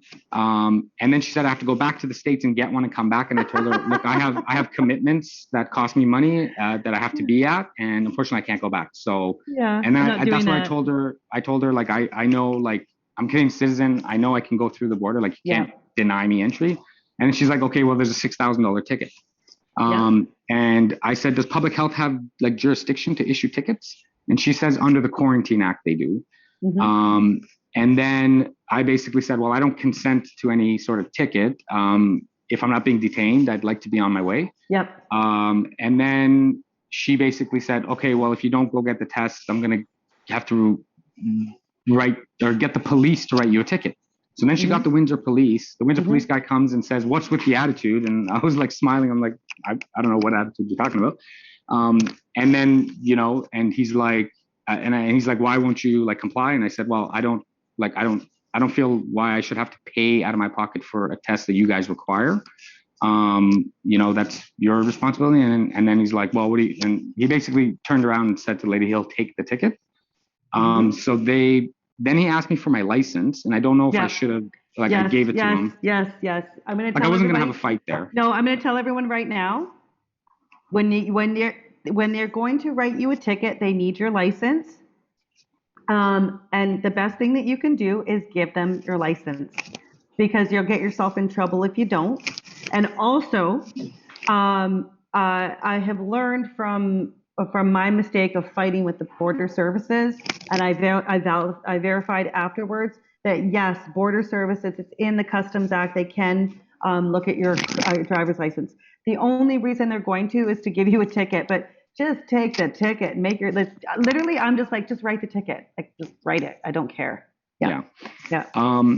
Okay, so basically then they wrote me the ticket. But the person on the ticket is the public health officer, that's right. Right? And her little badge number and stuff is there too. And they cited failure to comply with an order prohibiting or subjecting to a condition to the entry of Canada, Quarantine Act, Section 58. Okay. So I guess that's a standard. Section 58 is the section of making orders. Exactly. So I guess there's a current order. Yes, there is. There's an interim order that's renewed every 28 days. It's an order in council. But here's the thing, PK, is that order in council doesn't get to override your rights under the Bill of Rights. Right. Okay. Okay. So basically then I should respond to this and request for court. Yeah. Exactly. Okay. Yeah. We have a script. Pardon? Sorry. We have a script. No, they're not issuing $6,500 tickets to the unvaccinated refugees that they're bringing in Canada. And we should be treated with the same respect as those refugees. We have a script that you can use. I'll post it in the chat for you. It's actually, we're working on, so we have a self-representation 101 section on our site. And we have like a little bit of an overview of court process, and we're going to be building on this. There's also the travel self-representation scripts in there. So I'll put that in the chat for you. On the website too? Yeah, I'm gonna. Yep, okay. I'm gonna put it in the chat for you. Okay. Yeah. And so I guess like in these next steps, like what I'm basically like, do I just, like I was thinking, do I need to respond in any way? You need to request your trial. If you don't, no disclosure. Yeah. Disclosure. Yes. Exactly. What do you mean? What do you mean disclosure? Like, can you elaborate? That's the evidence that they have against you. Gotcha. And they have to give you a copy of it. So I guess what I'm asking. Yeah, go ahead. Sorry. On the page, on the self-representation script, like on this page, we have all that information. Okay. For you, like the steps of what to do. And the disclosure is very important for everybody here. The disclosure is very important. And why is the disclosure important? Well, as Amanda and Jane will know, when I got the disclosure for one of my Reopen Ontario violations, they failed to identify the charges correctly. So when I went to court, I used the defense under Bill of Rights, Section 2D1, I believe it is, that they didn't identify my charges in a reasonable time, and I had my charges dismissed. So you always, always, always want to get your disclosure before going to court. And if you go to court and you don't have it, when you appear in the courtroom, you state your name and you go, I don't have disclosure, and that's it. Don't say anything else until you have your disclosure. Yeah. Gotcha. Okay, so then I'll look through the link, but just so I have heads up, like, am I going to be submitting like some paperwork along with my ticket indicating option 3 for court, or am I going to? After you apply for your hearing through the ticket process, right? You do your disclosure, and then once they set a trial date, is when you can submit an application to the court to dismiss your charges because they violated the Canadian Bill of Rights. Yeah. But in the meantime, you can ask the Crown, or not the Crown, well, prosecutor. It might be Crown in the case of quarantine. But regardless, it's POA. It's POA court. Oh, it's POA. Okay, yeah. So it's a prosecutor. Yeah. So you can ask the prosecutor to drop the charges even before then, but you can do that verbally or with an email. Right. Okay. And we have a script for that. Yep. Awesome. So okay. the steps are, first of all, you're going to request a trial. Okay. You're going to do that right away. You'll do that you cross through Windsor. So it'll be through the city of Windsor. And Alan, I hope you're hearing all of this too, because Alan I spoke with earlier has a similar issue. So the first thing you'll do is you'll go to the Windsor website, or anyone who has charges that are not criminal charges, you go to the city of where you were charged. In the city site, you'll look for provincial offenses.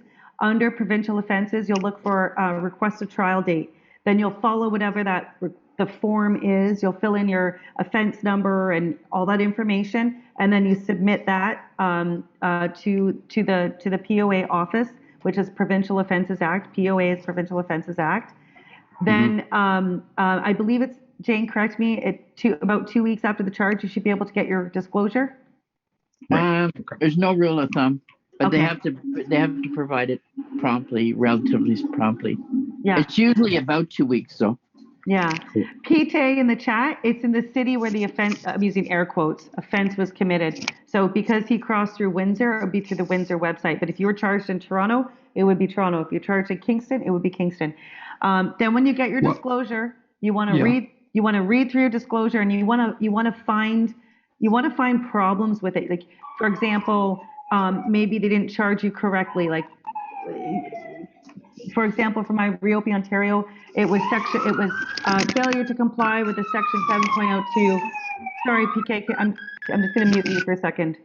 That siren was a bit loud. And then they didn't identify the subsection, the section and subsection of the regulation the offense that I committed. So you want to look and read through what they're saying. And this is the evidence from the police for the offense. So it's important that you read that. This isn't a highway tract issue. Provincial offenses is not Highway Traffic Act. We're not talking about that. And they do have the authority to look at your driver's license, because what if you stole the car? So guys, it's not the Highway Traffic Act we're talking about. This is in the Customs Act, okay?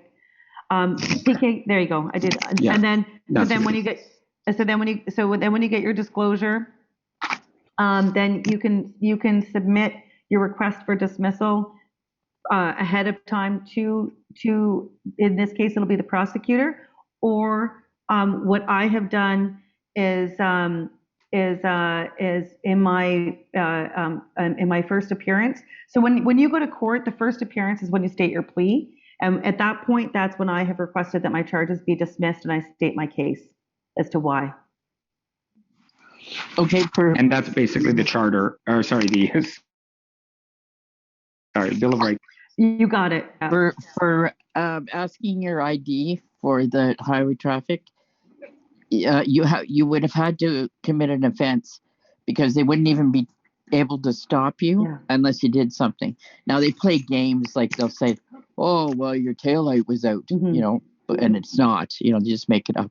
But they have to say something. They can't just willy-nilly stop you. But if they stop you because you're speeding, or because they say your tail lights are out or something, then you have to show them your ID. Can I just follow up question? So I didn't get clearly what you were saying about going to the Windsor POA website, because on the ticket it says that I can just email like the ticket to poa.tickets@citywindsor.ca. You're going to need to fill out a form, because I've done it myself. You need to fill out a form. There's a form that you fill out if you go on the POA website. Okay. Not all jurisdictions have forms. But I've done Windsor. Oh, when you did, okay. Yeah. I've done Windsor. Okay. Yeah. So they might be trying to trick you into resolution, because that's what they do. Well, option 3 is court. It's not resolution. Option 2 is resolution. I know that. But I see what you're saying. I've been to court with them, and every time they try and make me do resolution. Yeah. To get a plea out of you. Eh? Yeah. Well, no. They want me to say I'm guilty, but I'll take a $5 ticket. And I'm like, no. Why would I do that? Okay. Yeah. All right. And then the only other thing was like I remember Rebecca saying something about like she writes refuse for cause on the ticket. No, I don't. No, we don't. I've never done that. No. Sorry, not Rebecca. Sorry, Amanda. Sorry. Amanda does that? What do I do? Like when you get these public health nonsense tickets, like somebody told me you or I thought I heard you say it too, but write on it refuse for cause or something. I don't do that, and I won't discuss what I do on Stand4Thee because it's not adopted by Stand4Thee. Gotcha. Okay. That does sound like Amanda Vollmer. Yeah, Amanda Vollmer does rescind or whatever. Do not do rescind. Okay. Please do not write no contract rescind. I just dealt with somebody who got stuck with a $6,200 ticket. And now they've been sent 2 bills. Yeah. And I don't know how they're going to get out of it. So please don't do that. But PK, listen, we're really getting deep. I appreciate it. Here. Yeah. No, I just, yeah, cool. Yeah. Thank you guys for like. It's good because I know Alan is here and this is probably helping Alan as well. But PK, you've got my contact information and we'll be doing in 2 weeks. 2 weeks, 3 weeks.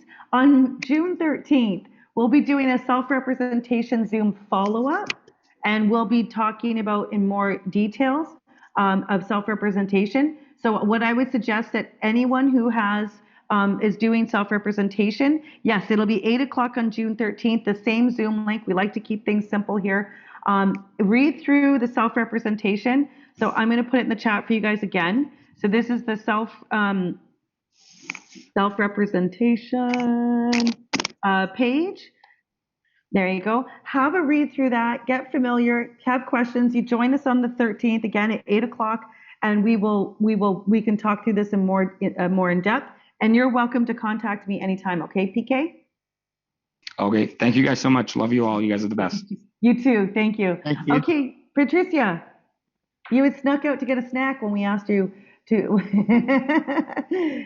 Hi there. Thank you very much. Hi. I had 3 things.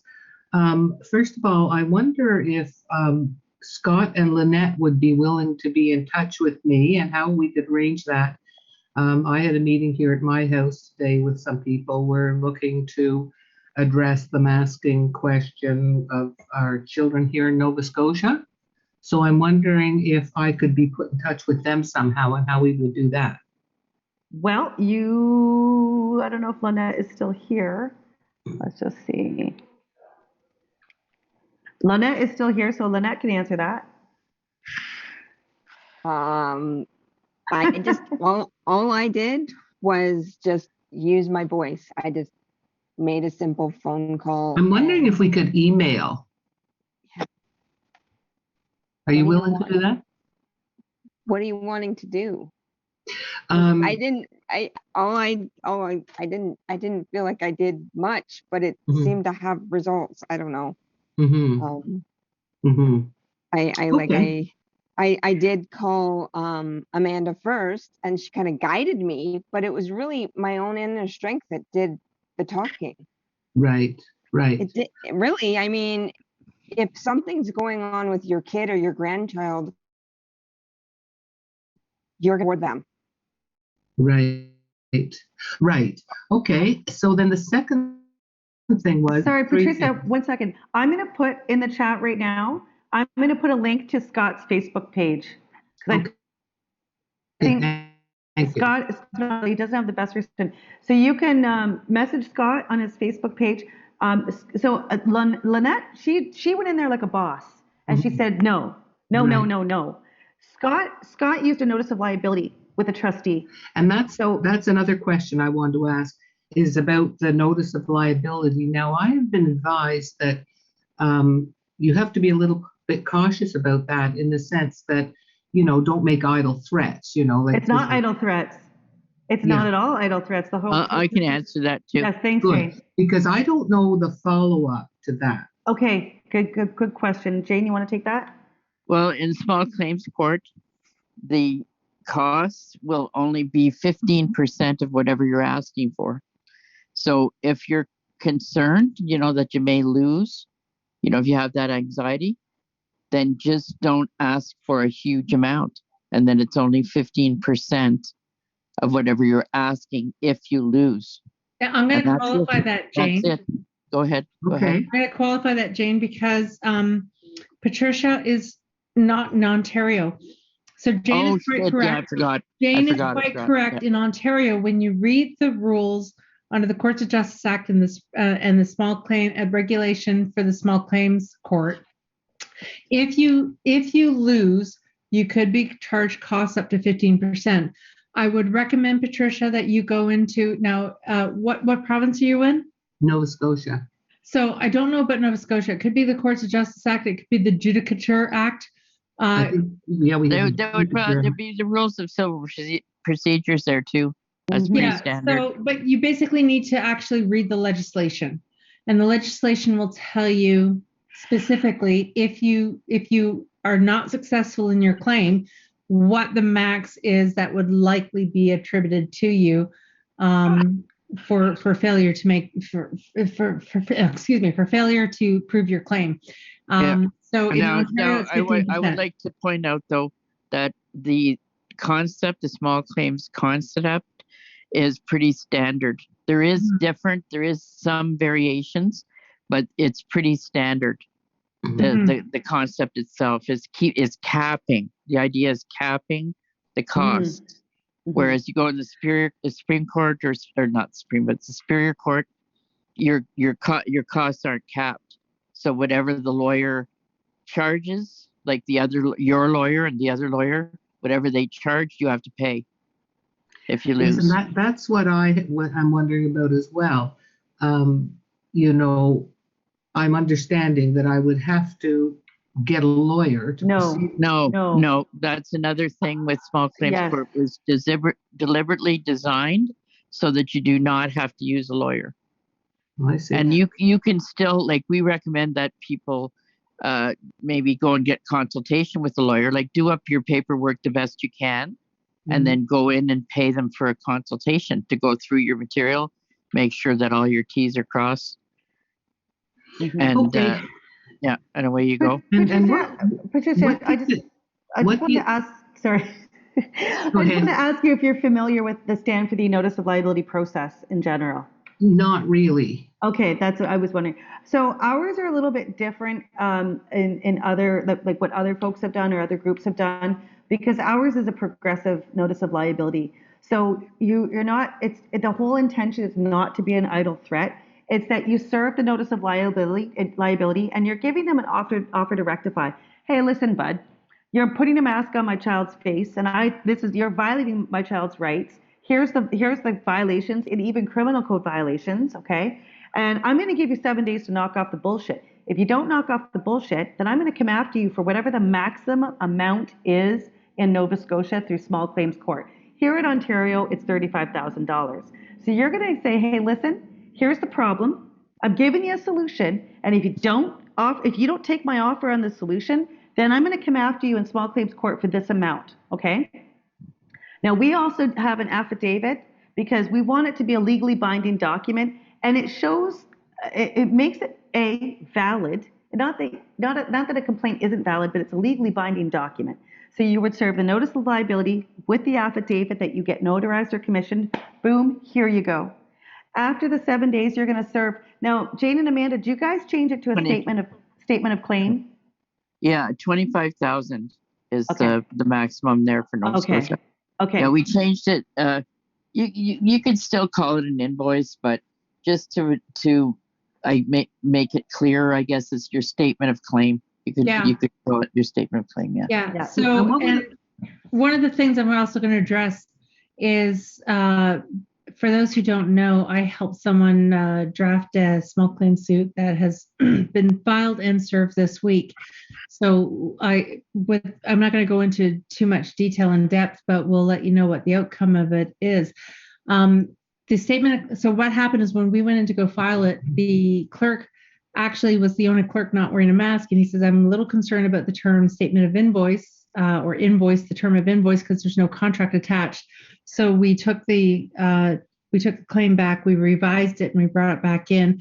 But with the invoice, I've been eating ice cream and my mouth is frozen. So you got to forgive me, and I'm no judgment. But with the invoice, I had said to Rebecca, let's do interest on it. But because, again, the clerk had pointed out that an invoice, yes, you can do an invoice without having a contract because you can write the invoice on an implied contract, and this is something that could be argued in court. No, you don't even have to have an implied contract. But, you don't have to have a contract, but still, it is a term that's usually used for when you're providing services. Yes. So because this isn't a service, it's a tort, it becomes a little more difficult to argue. So Jane and I had a conversation about it earlier this week, and we thought, okay, you know what, if we're going to end up sharing these templates with people, we want to make it as simple as possible. So you don't have to learn more than absolutely necessary to defend your position. So with that in mind, we've taken out the interest, and we've stated the interest as applicable to pursuant to the Courts of Justice Act, or whatever the act is in the particular province. In Ontario, it's the Courts of Justice Act. Yeah, by calling it statement of claim instead of invoice. So just to back it up a little bit, guys, because Patricia's not familiar with our process. So again, you would serve the NOL with an affidavit, then you would send them an invoice or statement of claim, whatever that would be.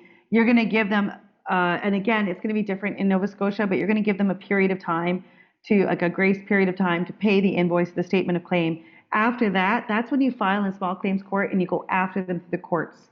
So I'm going to put in the chat for you. Now, again, it will be different in Nova Scotia. We're in Ontario, so we are Ontario focused. You'll need to look at what the specific laws are for whatever the problem is that you're having. First of all, I'm going to put my email in the chat for you as well. It's Rebecca. It's pretty easy. Stand4Thee@gmail.com. And then I'm going to put the link to the notice of liability section. And what I would ask that you do is have a read through it. Oh, there's something weird going on with the site, but that's okay. Have a read through this and see if it makes sense. Like if you understand it, and not that you don't understand it, but if there's any questions or whatever, you can let us know.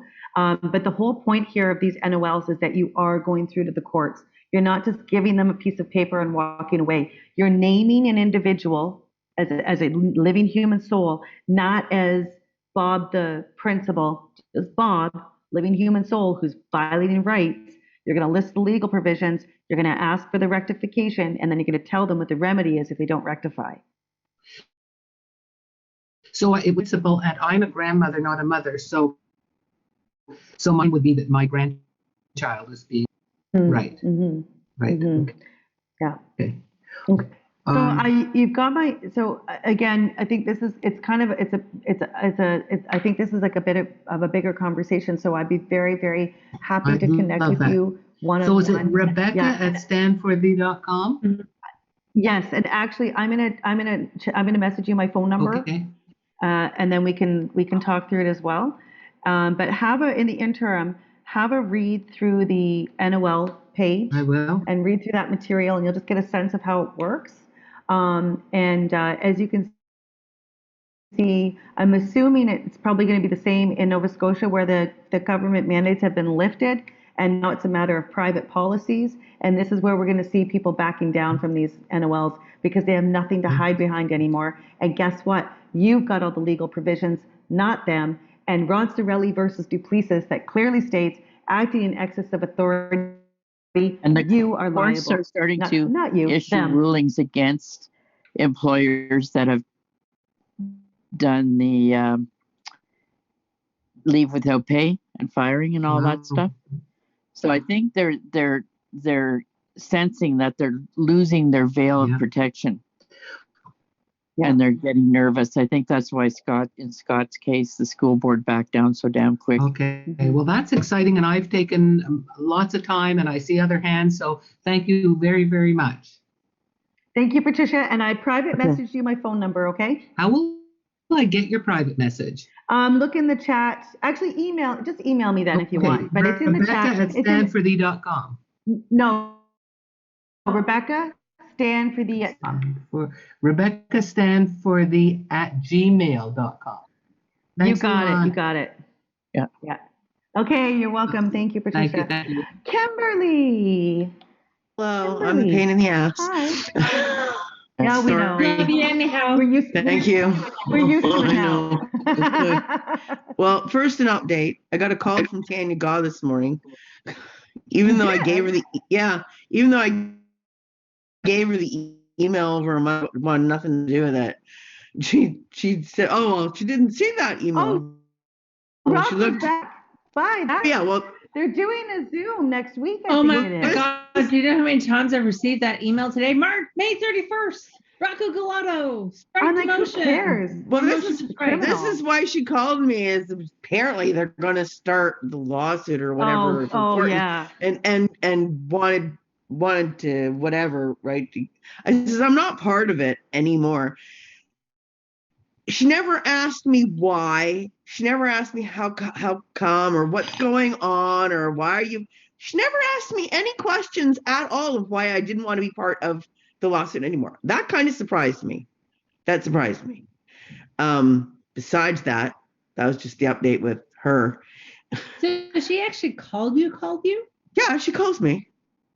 I only ever got her attention once, and that was when I sent out an email to all of her chapter leaders. Yeah, I know, but my part of the lawsuit, which she thinks, well, she said to me when I tried to get help for my charges, isn't that big of a deal.